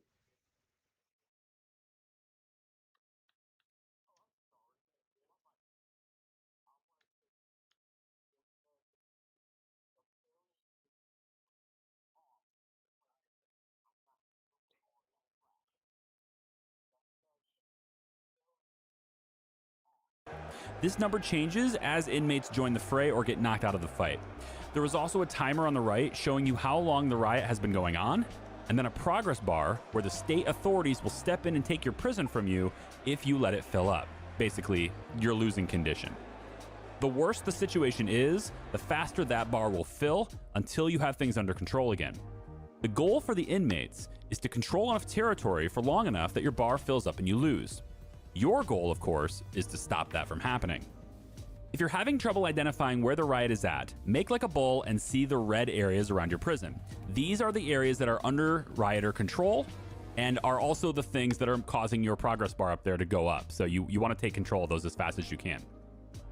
Inmates can take these territories even if there's just one prisoner in there rioting, as long as there's no guards there to contest it. And once rioters take control of a territory, they will maintain control of that territory until your guards come in to take it from them. Meaning they can take it, leave, have the room completely empty, but still control it if you don't tag up with at least one guard and take it back. There are also these orangish colored zones. These are places where inmates are attempting to control, but do not yet have it, either because not enough time has passed there yet, or because your guards are currently in there contesting it by being present in a high enough force. Rooms without any color shading at all aren't necessarily safe, they just aren't being threatened with a takeover at this time and are not contributing to your lose condition right now. Even with these tips though, it's not guaranteed that you'll be able to handle a particularly nasty situation without going over the death threshold for failure. Sometimes you just screw up too much to bring it back on track. And that's what lawyers are for. If your prison doesn't have a lawyer of its own, consider getting one before it all hits the fan. And if you did have the foresight of legal protection, you're in luck, because lawyers know how to get you off the hook, assuming you have the money to pay for it. In the administration menu, visit the legal tab, and the second column here discusses the mortality clause of your contract, stating that your prison will be shut down if there are ever 20 deaths in a single day. However, for some money, in the heat of the moment, your lawyer could be paid with this button right here, and it all just magically goes away. At least for now. And if you don't have the cash, hey, don't sweat it. Remember, this is a video game. You can reload a previous save. You don't even have Doc Brown yelling at you. There's a button right there, so feel free to go back, mess with the past, and change the future. Riots are a complex event that are unique to deal with in each instance, but hopefully with the help of this video and previous videos on this channel, you'll be well on your way to being a better crisis manager. Or better yet, just a better warden in the first place, so that these situations are rare to begin with. My name is Charlie, it's been a riot making this video for you, and hopefully I'll see you in another video soon. Bye-bye.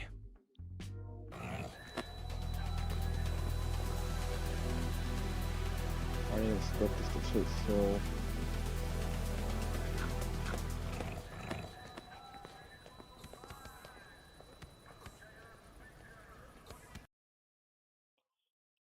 Okay, that's it. That's the last video of this series. So we're gonna go through, and we're not gonna do that again because oh mercy. We're gonna go through and see the basic maturity of the game. We're back at the game section.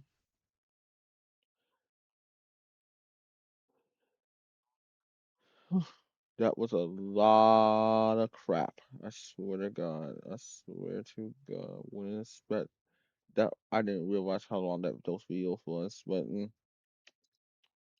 back to the website. So to make this quick, so I can move on to the new game, we're going to not go through the Dead Diaries, unfortunately, since these videos are just basically snippets of what the Dead Diaries are. And I'm really excited to build the multi-4 tool, the multi-4. Now, this is the most excited part of this. 2 stories. The community's been waiting for that for a long time.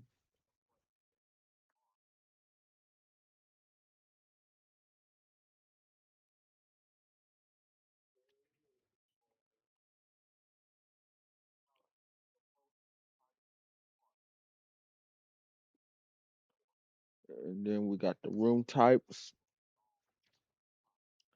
and also the mutators. Here's your thing. I think the mutators, I'm gonna mess around with that and make sure the game is what I want it to be. And basically, if you could take the time, pause. You want to read this yourself? Just pause the video and come back. Just pause the live stream, come back, because I'm not gonna go through this information. I already went through it.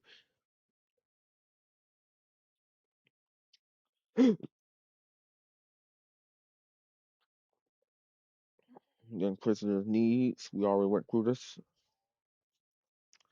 I am stopping a bit for the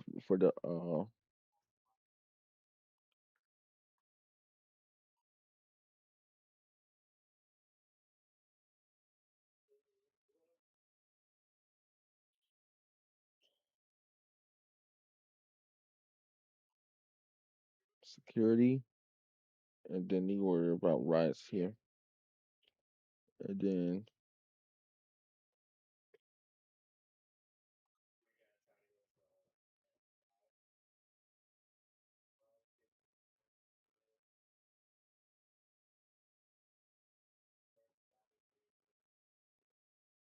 And then the schedule. So this actually can help me 7 to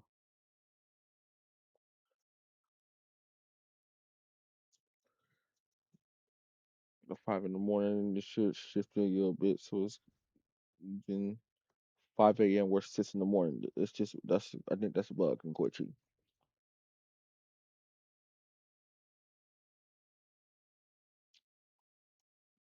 And this is why I like going through these dead diaries because they have watch picture more than what they show on the YouTube videos.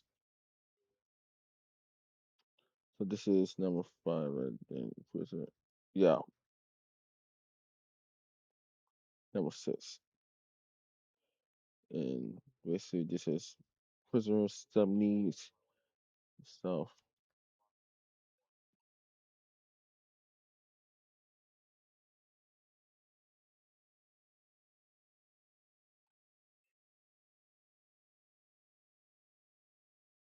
Tools.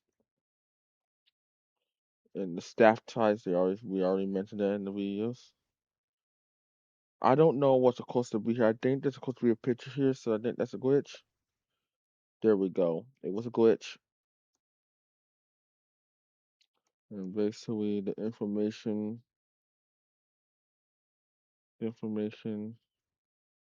Yep. Let's see. Oh, the career mode. This is another video. Nothing.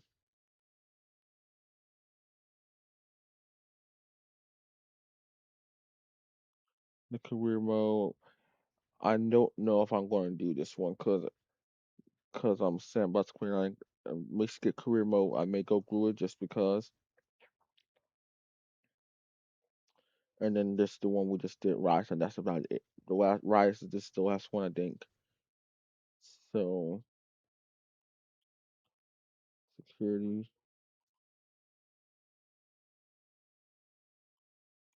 And now this is what I mean. Off. Now instant construction that's gonna stay off.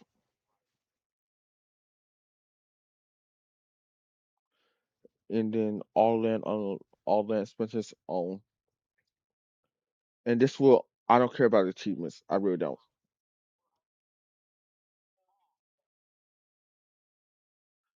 Mm, so I think that's about it for this. So I like to think the Paradox Interactive, Prison Architect official, and all the YouTube creators stuff plus Charlie and the geek cover for providing those YouTube videos that we watch for the half part of this stream. And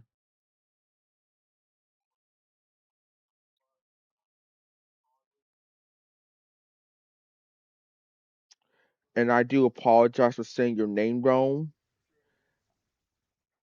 If your name was wrong, please don't get upset. I may have butchered your name, so I do apologize for that. So yes. So we're back on the Steam page. We're done with Prison Architect 2. Now, this is a new game. This is a new game. This is Citystate Metropolis. And this game is coming out in Q1 2026.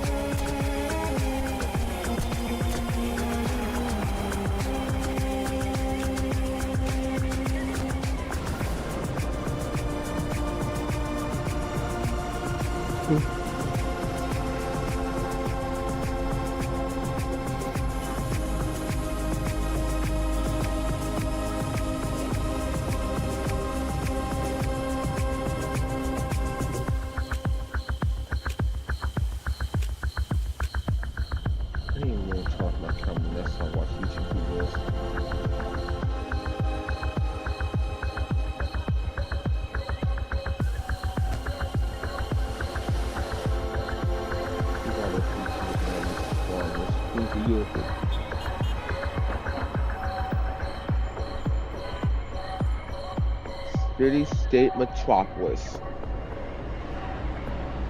Q1 2026. And this is that actually Q1 actually starts in January, which is next month as of today, which is December 3rd, 2025.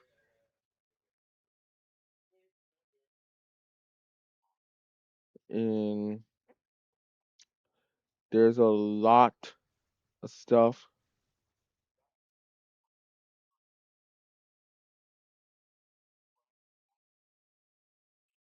and I will read this information because I don't, because it's short. Citystate Metropolis is a city builder with grid-less zoning tools and procedurally generated buildings. The simulation is powered by a crowd-based model that can handle populations exceeding 1 million. The city planning tools can create neighborhoods of all types and shapes by allowing total control over building footprints, setbacks, floor counts, and parking spaces. Beyond creativity and aesthetics, plans and regulations are also the very drivers of the city's growth, its socioeconomic profile, and thus, how the city looks and feels. Build simple and cheap to decrease housing costs and foster social mobility. Build fancy and eco-friendly to increase land value and attract foreign investors. Experiment to find the perfect balance between form and function. Expand the city at your own pace and set your own goals. There are countless ways to manage a city-state, countless ways to grow a small town into a true metropolis. Creative, the architect. Height, width. AI-generated content disclosure. 8. Width, colors, and shapes of all residential, commercial, industrial, and service buildings can be designed from the ground up. Along with a choice of 40 road types and a park editor, Citystate Metropolis grants total creative freedom. Pragmatic, the governor.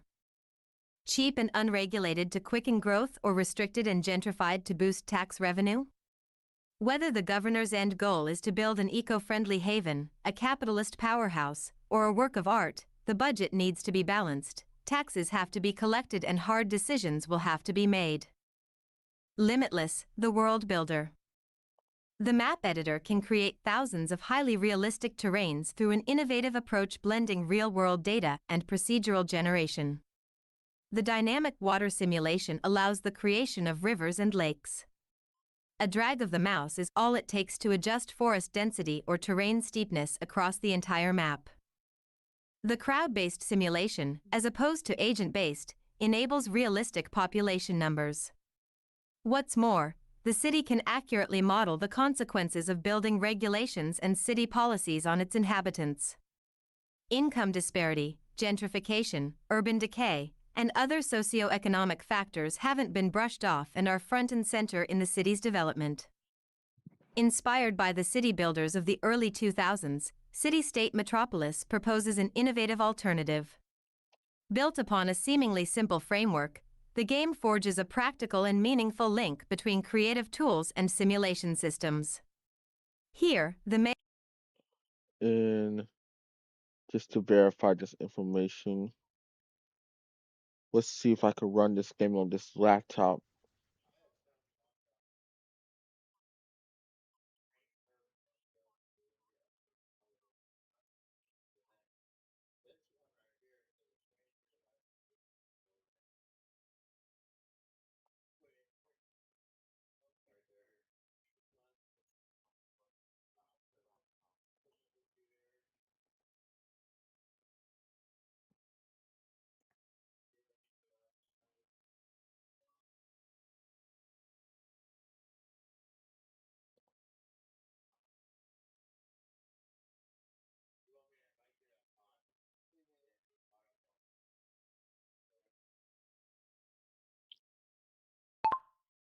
Can I run this game with my system requirements? Here's my system requirements.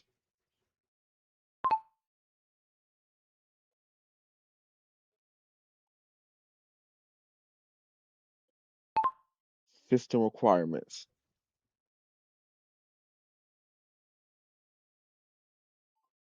Above is the game requirements. Below is the system requirements.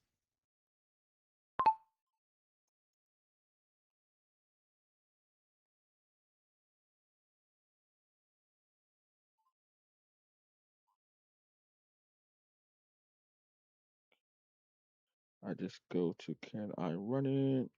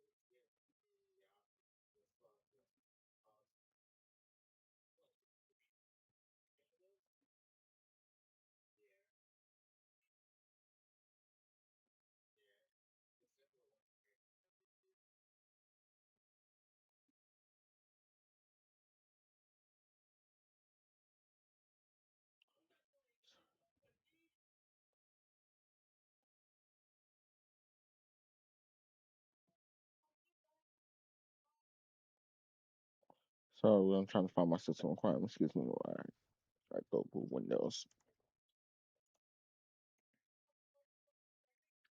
What?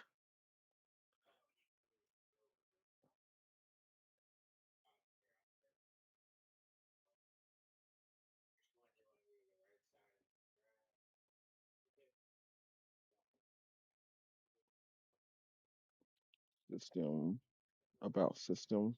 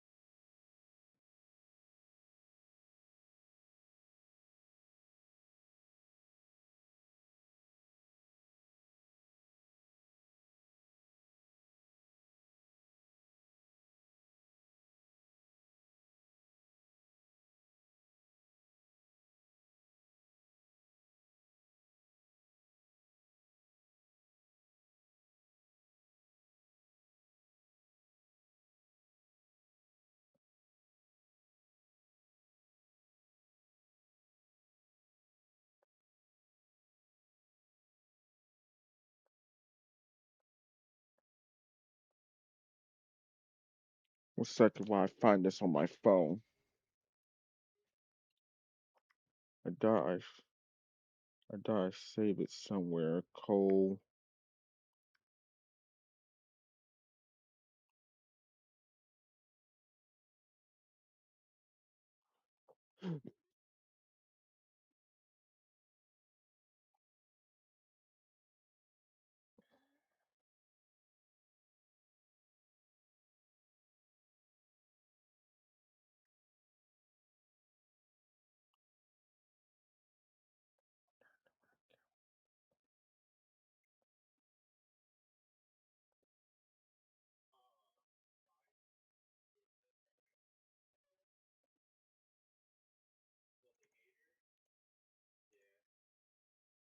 That's why. I don't know why I was not in the right account.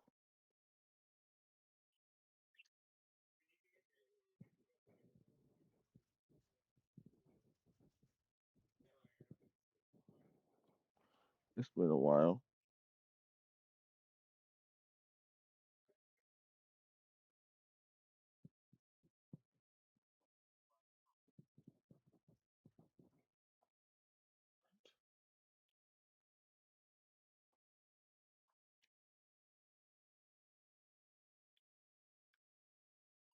Courtroom puppet prank. Summary. Fan edit of Silly Simon. Moments.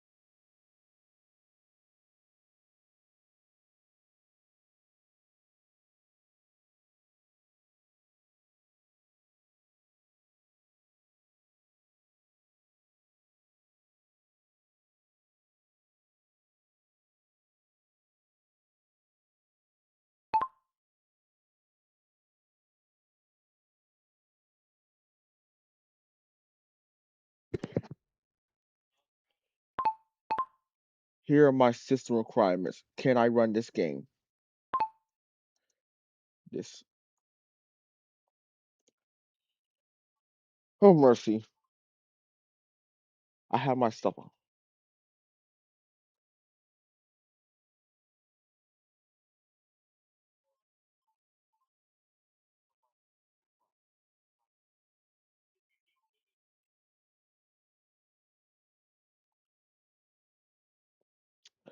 I don't care because I reached the minimum.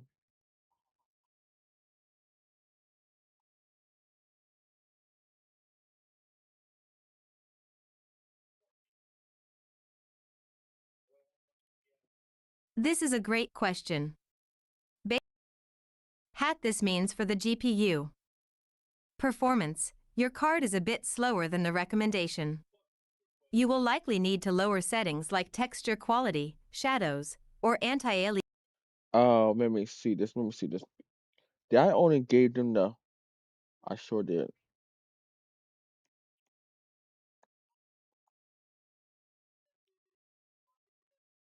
Because I only gave them the recommended requirements. That wouldn't work.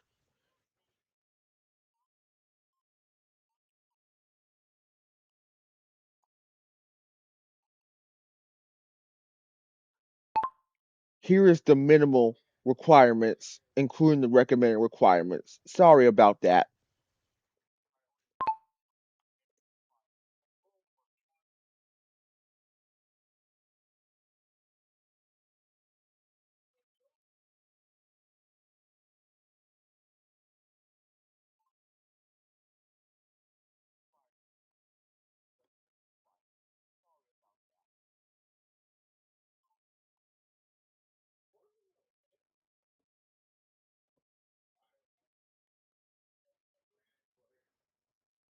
This is very helpful. Providing the minimum requirements gives a much clearer picture of your performance floor.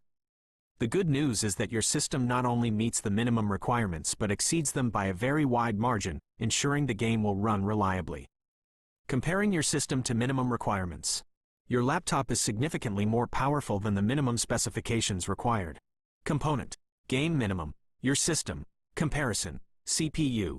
Intel i3-10300. AMD Ryzen 5 3600.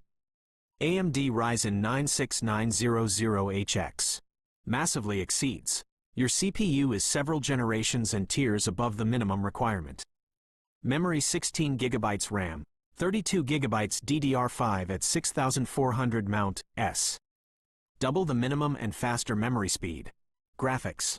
NVIDIA GTX 1060, 6GB. AMD RX 560 XT, 6GB. NVIDIA RTX 3060 laptop, 6GB VRAM, significantly exceeds.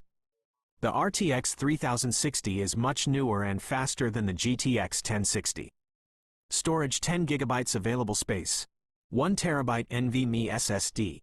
Exceeds both space and speed requirements. Final assessment recap. Guaranteed to run. Your system is far more powerful than the minimum requirements, so you can be 100% confident the game will run smoothly and stably. Performance level. Your system sits comfortably between the minimum and recommended requirements. CPU, RAM. You exceed the recommended specs. GPU. Your RTX 3060 laptop, 6GB, is faster than the minimum GTX 1060, 6GB, but slightly slower than the recommended RTX 3060 Ti, 8GB. Ideal settings. You should target running the game mostly on high settings at 1080p, FHD.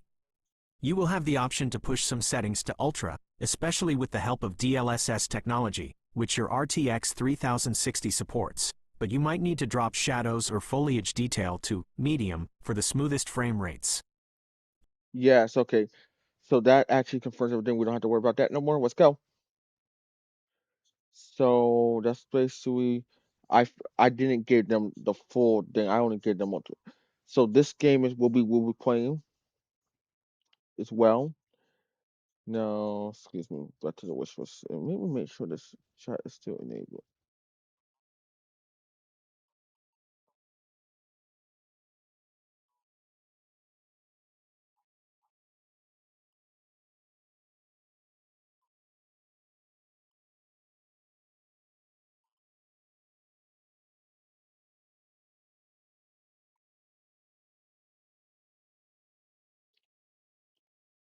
So making sure everything is still connected to chat. Everything's connected. Yep.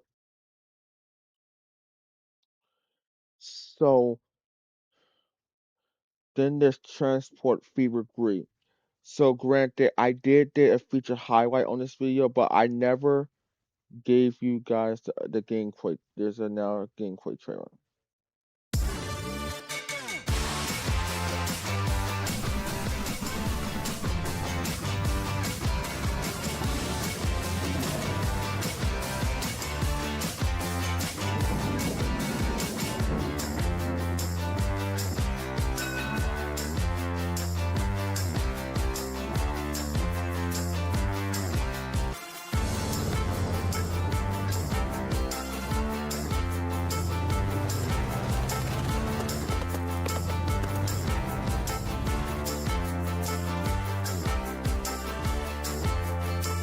I can't wait to put my hands on that game.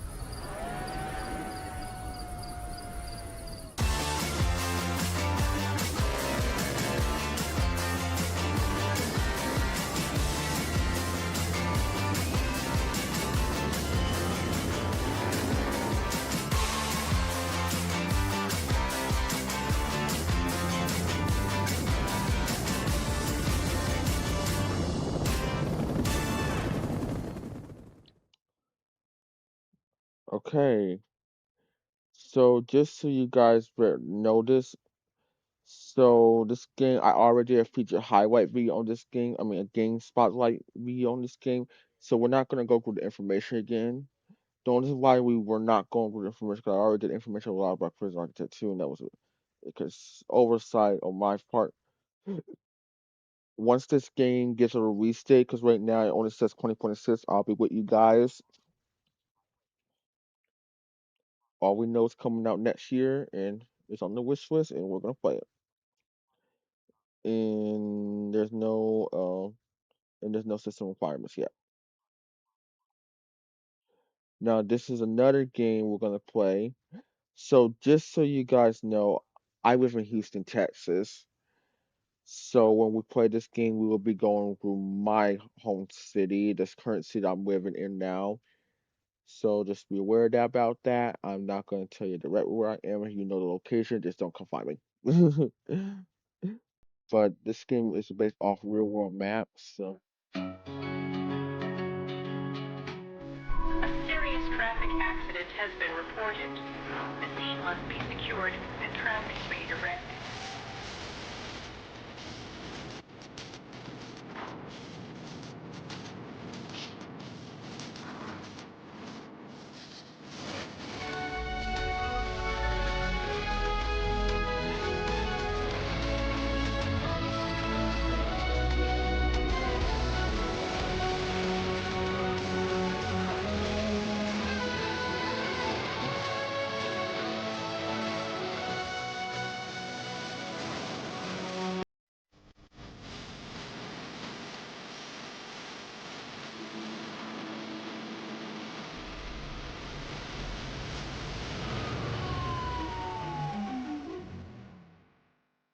early access. So this is actually update. It's coming out next year. They did a demo of it, and they need time to fix the game, so it's coming out next year, not this year. And this will actually tell you the truth. You see, and so they're gonna release it next year, not this year.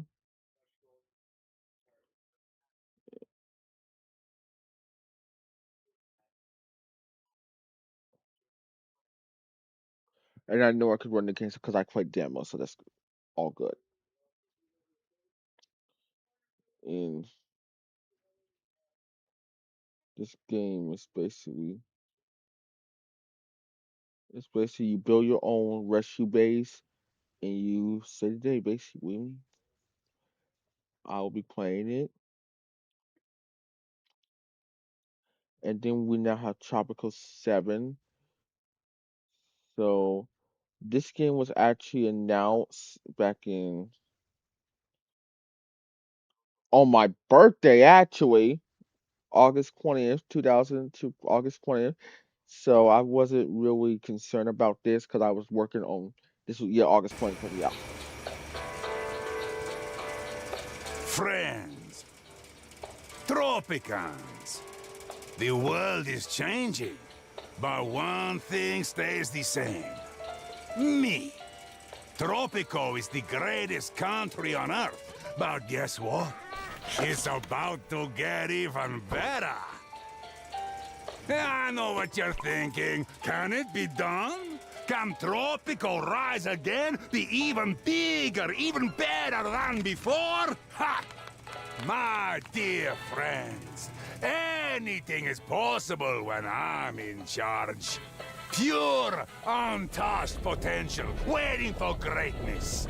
Imagine a Tropico like never before. The best Tropico in history. You're welcome.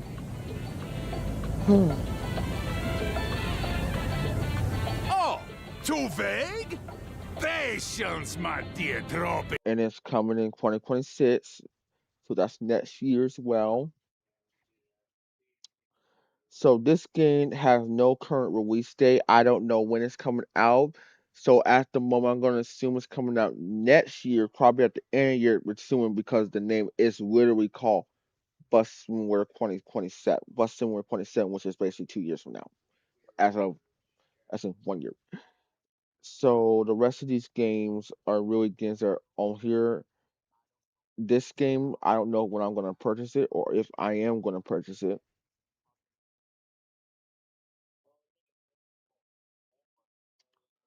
And then this game too. So this game actually came out last month. So we may or may not play it. It really depends. We will come back to it. So thank you. So that's it for the Steam section of everything.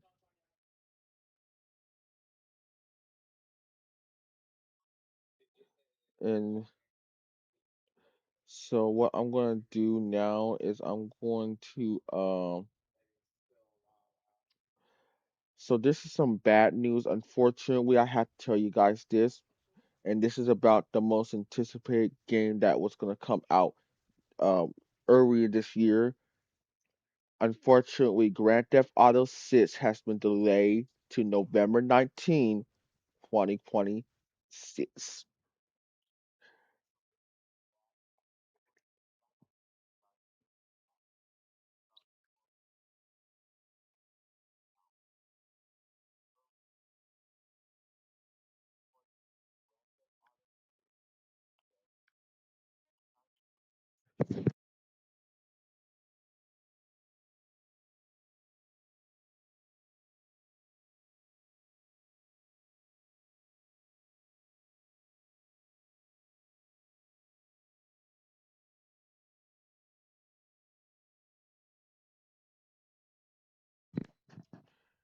Okay, just got a reply from someone about the information I was trying to find with this video, and it is required.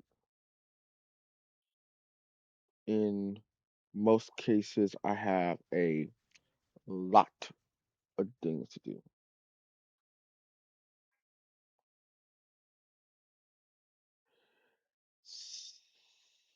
So I have my own thing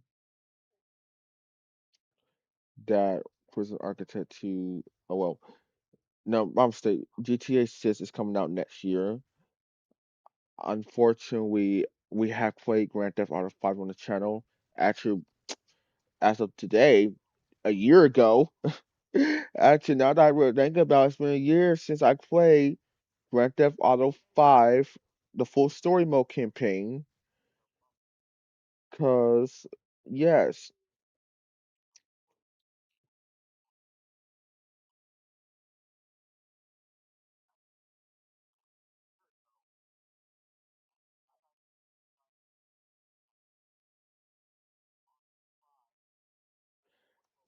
actually, let me see that. Actually, let me go here.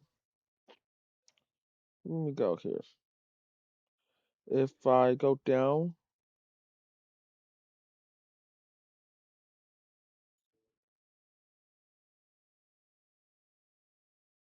well, almost a year.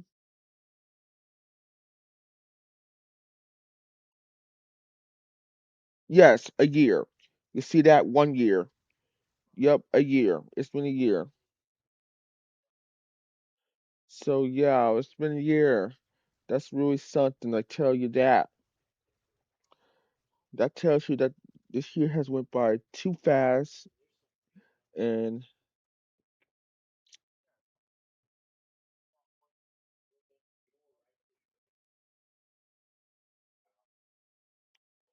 I'm honestly in.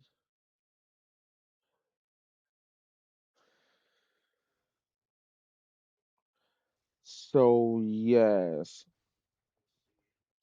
I think that's it for the information we have for this year's and a wrap up.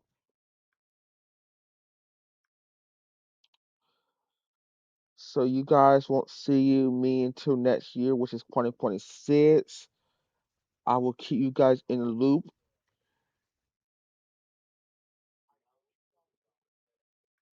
Maybe make sure I have everything in settled and done.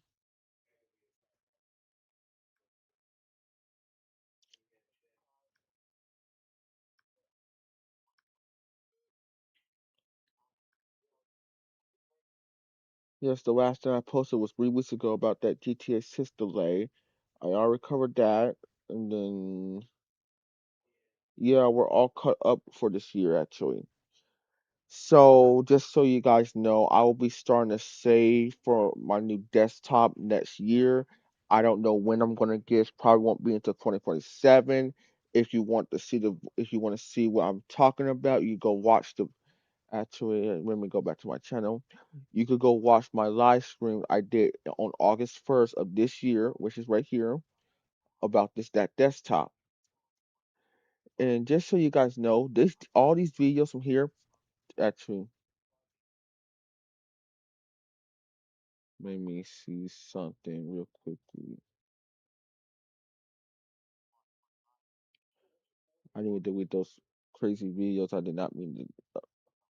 It's been a while, which was causing me issues. Manage videos, actually.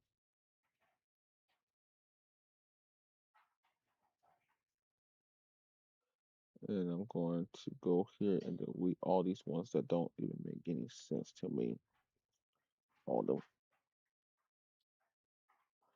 And then this was actually a test screen, so that needs to be deleted.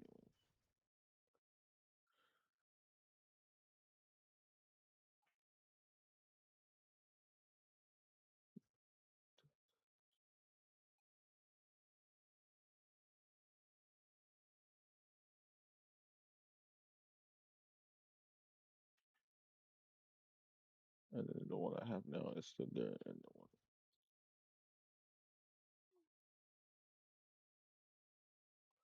Oh,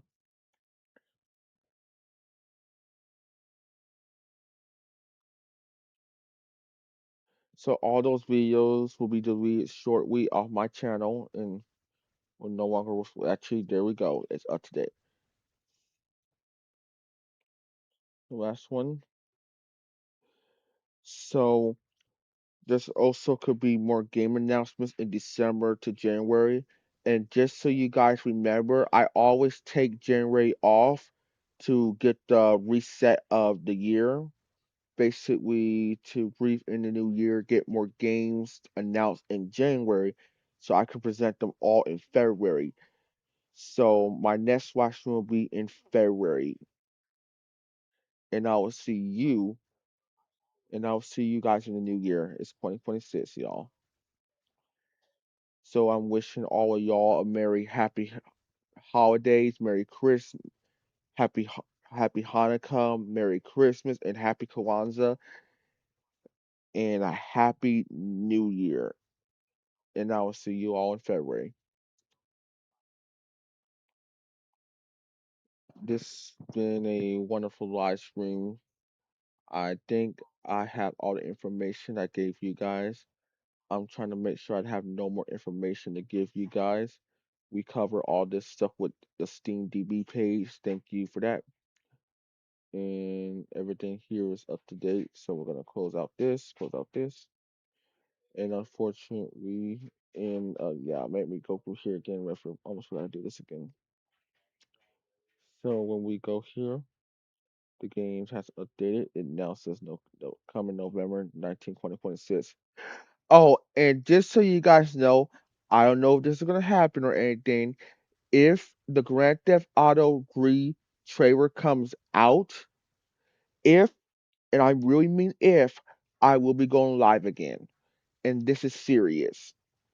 So the community's now speculating now that the third trailer will come out in December, just how they did in the first trailer back in 2023.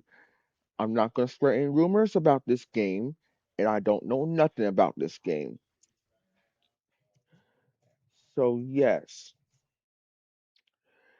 and I think next year I should be doing this. I should not be doing this early in the year.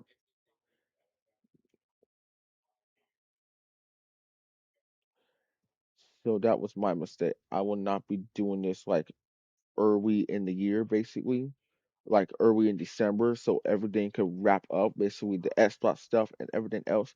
Because now I'm gonna miss that this year due to the stream being now. That was my mistake. So next year the stream will be somewhere at the end of December and not at the beginning. And I will be sharing my information I did for 2025 in my on my next stream. Probably there will probably not be show. It will be showing as pictures. So thank you.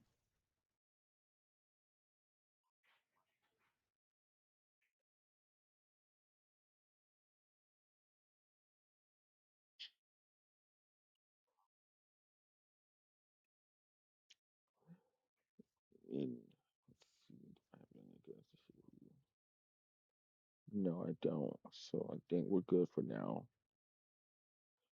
There's Prison Architect 2, Citystate Metropolis, and Just for Free 3. Yep, all good. And just so you guys know, I didn't. And I don't think I show you guys this. So we're gonna watch this real quickly.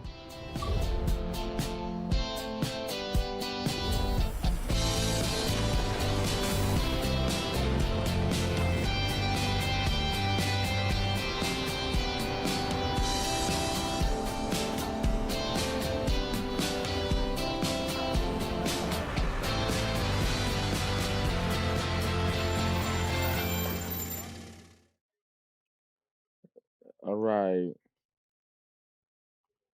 So this is Barcelona 27, and we'll play next. We'll play it soon, hopefully. There's not a lot of information on this game besides this, so that's what there'll be a game spotlight. I mean, yes, the game spotlight will be for this game, and yes. So I will see you guys in the next live stream. Additionally, just want to let you guys know I was using my tablet the whole time as my camera. So you guys can see there, I can actually, you guys can see that this is why I was facing like this, because my laptop's right there. And it's Rory. So yes, thank you. And,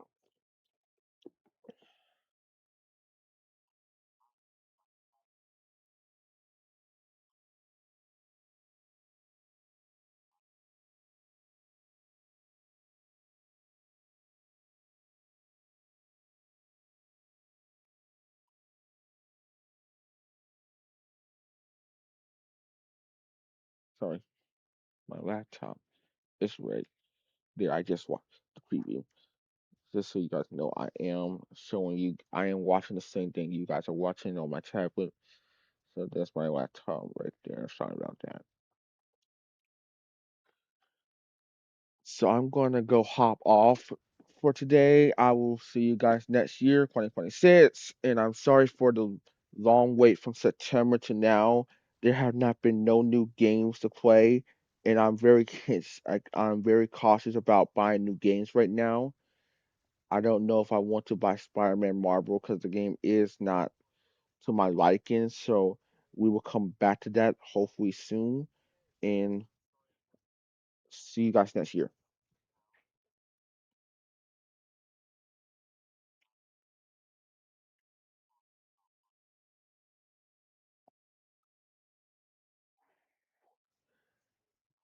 Thank you for watching. Have a nice day, and I will see you guys in 2026.